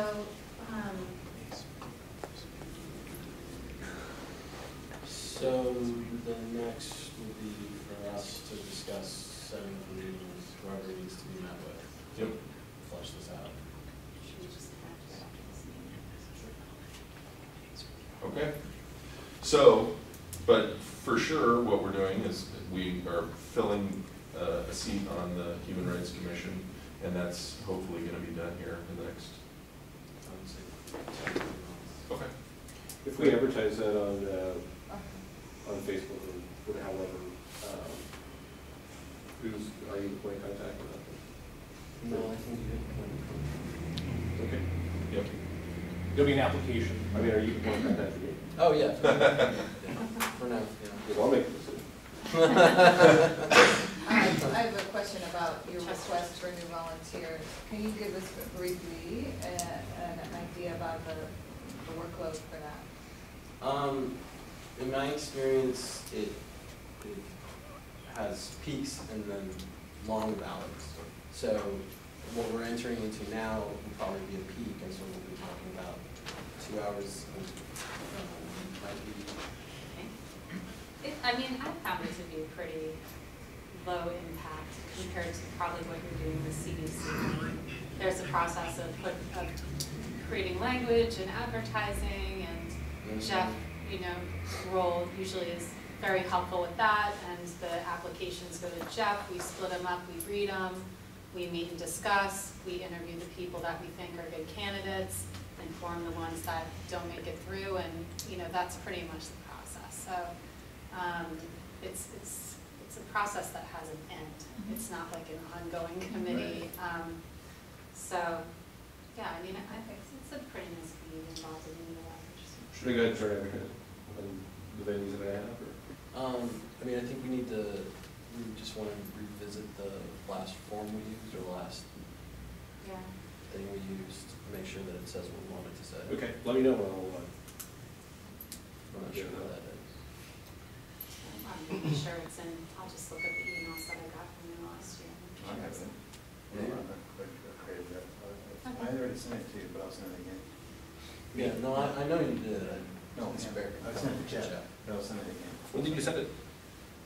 You tend to send all your emails at once, so. Yeah. Was it? I sent it was in the back, but I'll sort of. You guys will find it. Okay, thanks very much. Do you want to just stick right with it, Malloy, and Housing Rights Task Force? talk about housing rights? March 14th, Housing Justice Rally, Salem, 11 o'clock. Be there or don't. It's being organized by the Connecting Communities of Oregon coalition, which we're part of. It's going to be promoting the Section 8 legislation and the inclusionary zoning legislation. I don't know exactly who the speakers are going to be for the rally, which probably is like maybe 3.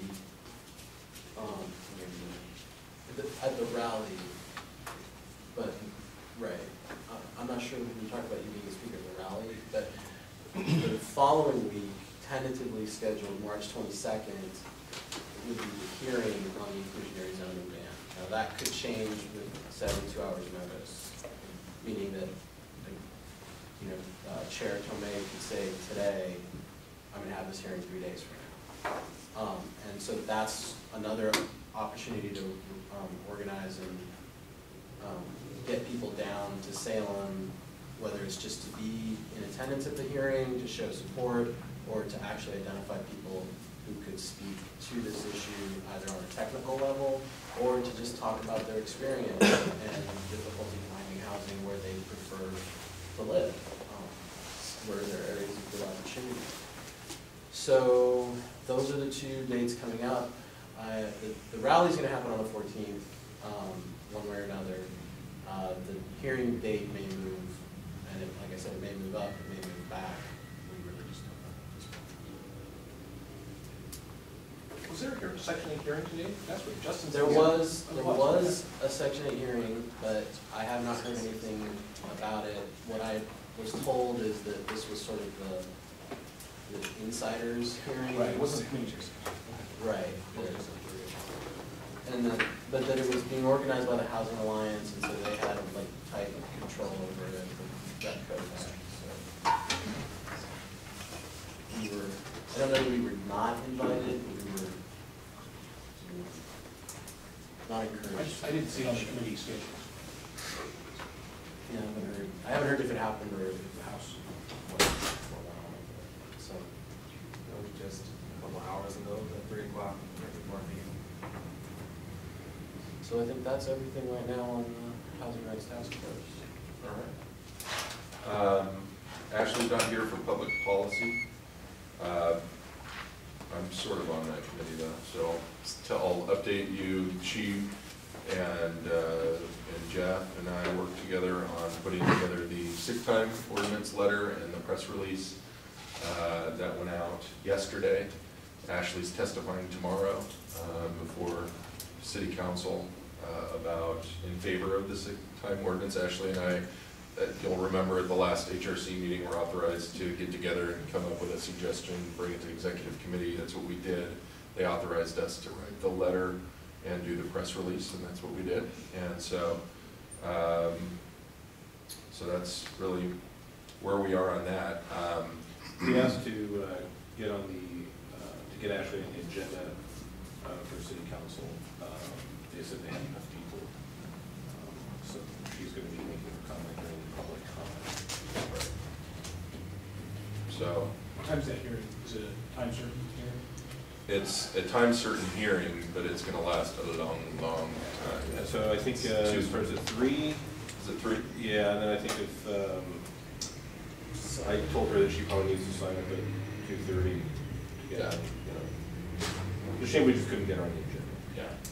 So we need to make sure that, especially with these legislative pieces, as we're looking at public policy stuff, that we start getting into, getting into the issues as early as possible, so that we are a player enough so that they will want us to be testifying.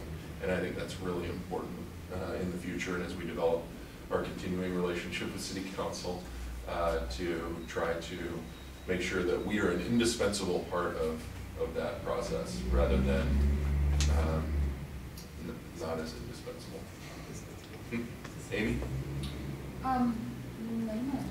Okay, is that what you were going to say? Good, something like that. Okay. Human Trafficking Task Force, Damon and I and Keith Bickford and Natasha Huntsberger and the rest of the Housing Task Force, or Human Trafficking Task Force, have been, and Amy, have been pounding the pavement and meeting with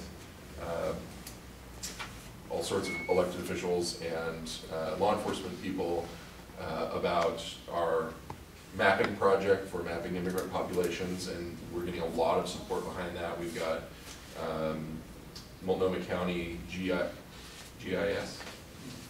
people working on those maps as we speak, and just bringing in lots of different resources to try to develop a better understanding about at-risk immigrant communities. And so it's been really great. We've got a domestic side of our trafficking task force that's starting to grow, thanks to Amy. And so Amy's looking into some legislative potential issues, and it's you want to say something? I'm laughing because I entirely appreciate your confidence. What I have done for the domestic end is introduced an idea for legislation that would bring a tuition waiver for former victims. So I also want to be really clear that that's what I'm working on. I haven't assumed the domestic arm of that to grow it or not. But yeah, I'm excited about it, and happy to. Where it is right now is that we've just got a starting plan, which particularly includes a first step of finding a statistician who's interested in diving into the data, which in my opinion is really crucial for us to get a handle on that data anyway, that we can get better, more reliable numbers so we can lobby and communicate with confidence about the population that's affected. So that said, if anybody is rubbing shoulders with a statistician who might be interested in taking human trafficking domestic under their wing, that's what we really need right now. we had a great meeting with Assistant Chief Donna Henderson at Portland Police Bureau yesterday, who is enthusiastic about all our projects and also is very enthusiastic about creating some training videos that Keith Bickford of Multnomah County Sheriff, who's the Executive Director of Oregon Human Trafficking Task Force, will be helping to produce that will introduce, and I mean, we're talking literally introduce, in some cases, Portland Police Bureau officers to human trafficking problems. And there have been a lot of cases slipping through the cracks, being misidentified as other kinds of domestic violence kind of things. It's a real problem in this area. People haven't been paying very close attention to it because of budgeting and training issues. John? Do you know, will they be cross-collaborating with Highway Patrol and Border Portland, where you see a lot of that traffic coming in? Well, I think that for now, the videos that they're talking about are PPB, but we are taking a holistic law enforcement approach, and Port of Portland, federal law enforcement, everybody involved in this area of law enforcement, and most recently PPB, are participating in the Oregon Foreign-Born Human Trafficking Task Force, which we're part of at the federal U.S. Attorney level. So, but yeah, I think it's a huge part of the problem. So. Al, is there a good point at which you want to give us a full presentation here at the commission, rather than just updates? I'd like to know more about them. On the HTTF? Yeah. I'd like to. I mean, we're really whatever's a good point, kind of ongoing with the mapping project, yeah. especially, but I think we're really just, I mean, this meeting we had with AC Henderson yesterday really was huge. Yeah. Oh, we did it all in 40 minutes. Yeah. So it's really going well. So. But even the mapping project, we need to see what's going on there. Okay. Even if our meeting was offsite at somebody else's office, it would be interesting to see the videos, to learn. Definitely. Yeah, that might be a good part. Yeah, I'd be happy to talk about it all day long. I just try not to monopolize it because it's, I'm the chair of the committee. But okay, we are at 6:30 now. I did promise some additional public comment at the end, and I don't want to go away without offering that. This is about a 3-minute comment period. So I think, Mary, you mentioned wanting to take a little bit of time. And in a way, it was just a quick question relevant to the topic that was under discussion, I guess, an hour ago when that came up. Okay. I was wondering if, in your previous history, I didn't have a chance to watch all the footage, did you guys make an authoritative comment regarding what happened with the DOJ and the police? Like, did you have a policy reading of it? That's like a part 1. Okay. Yeah. The answer is no, okay. And we can tell you about that. But usually in public comment we don't do the back and forth. But talk to me afterward. Well, I was concerned by the way it was spoken of so casually that there was no notice given to the way the DOJ totally avoided the issue of race, and that how offensive that was to some members of the community. We appreciate that position. Okay. I just wondered if you guys were aware of it. We are. Oh, okay. Yep. Cool. Any other public comment? Yeah. Mike? I want to just second what she said, because I've heard that same concern that it wasn't addressed, and it was somewhat shocking to some of the people in the community on why wasn't that addressed in that DOJ investigation thing. But I also want to just throw in a comment about the CRC issue. You guys had mentioned that some of the stuff the police are going forward with on their own accord before they're told to. In talking at Portland Cop Watch with Dan Handelman, we were a little concerned. Dan had mentioned that when they do this, then they get everything set up like, look what we're doing. And when it comes time for the vote, they say, we're kind of already doing this. Therefore, the vote and the inference that was being put on it gets sort of lost because they say, what's the need for that? We've already doing that. And he was concerned that that's happened before and might happen. It looks good that they're already moving forward, but that's all. Okay. Just something to be aware of. Thank you. Okay. Any additional announcements that anyone has for us as we go into our next month? Food was provided by Ibla Grill, AYBLA. Thank you very much. That was delicious.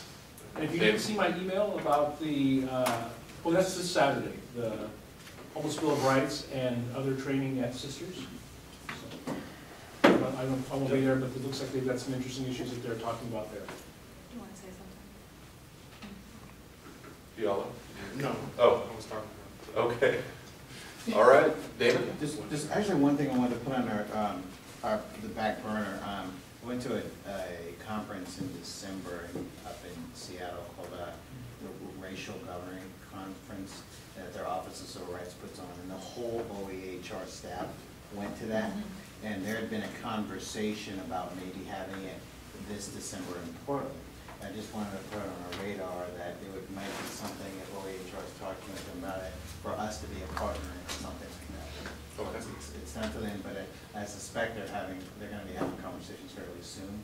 And I think that would be something great for us to help be a part of. I think it's December.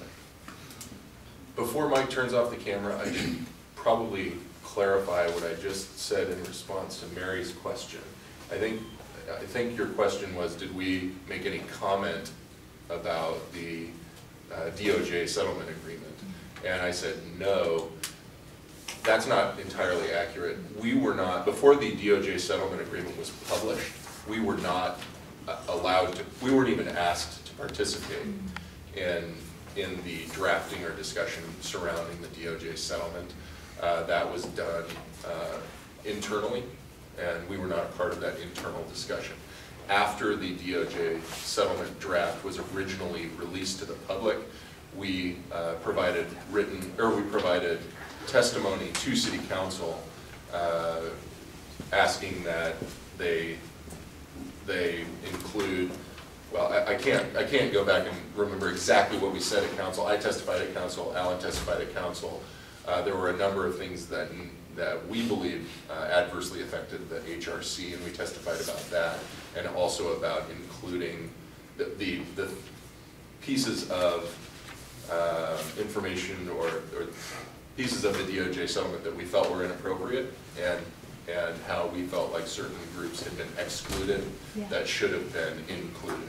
And I don't want to get specific without actually being able to see it. But I mean, I do want to be specific about, is racism, are we allowed to talk about it here, or is HRC the whitewash on the DOJ? You're allowed to talk about anything you want here. Yeah, but I don't know, because I'm kind of a newbie here, so I don't know if you guys just have to kind of kiss up to the DOJ, or if you're allowed to stake a strong opinion if you find that offensive also. I think I'd love to give a quick amendment to the very thorough story and true story that you told. There was a time when there was an availability for public comment. And we did go through a process at that time to decide whether or not HRC should make a public comment, should be part of that public comment process, and we decided not to. But was race mentioned or not? I don't think race, because we didn't know what the results of the DOJ agreement was at that point. We wouldn't have known that race wasn't mentioned. Right. If we had known that at the point, we certainly Yeah. would have brought forward the fact that part of what has occurred here is based on race, not just mental health issues. That was the point that we made in testimony. Right. Okay. Cool. Thank you very much, everybody. Have a wonderful month.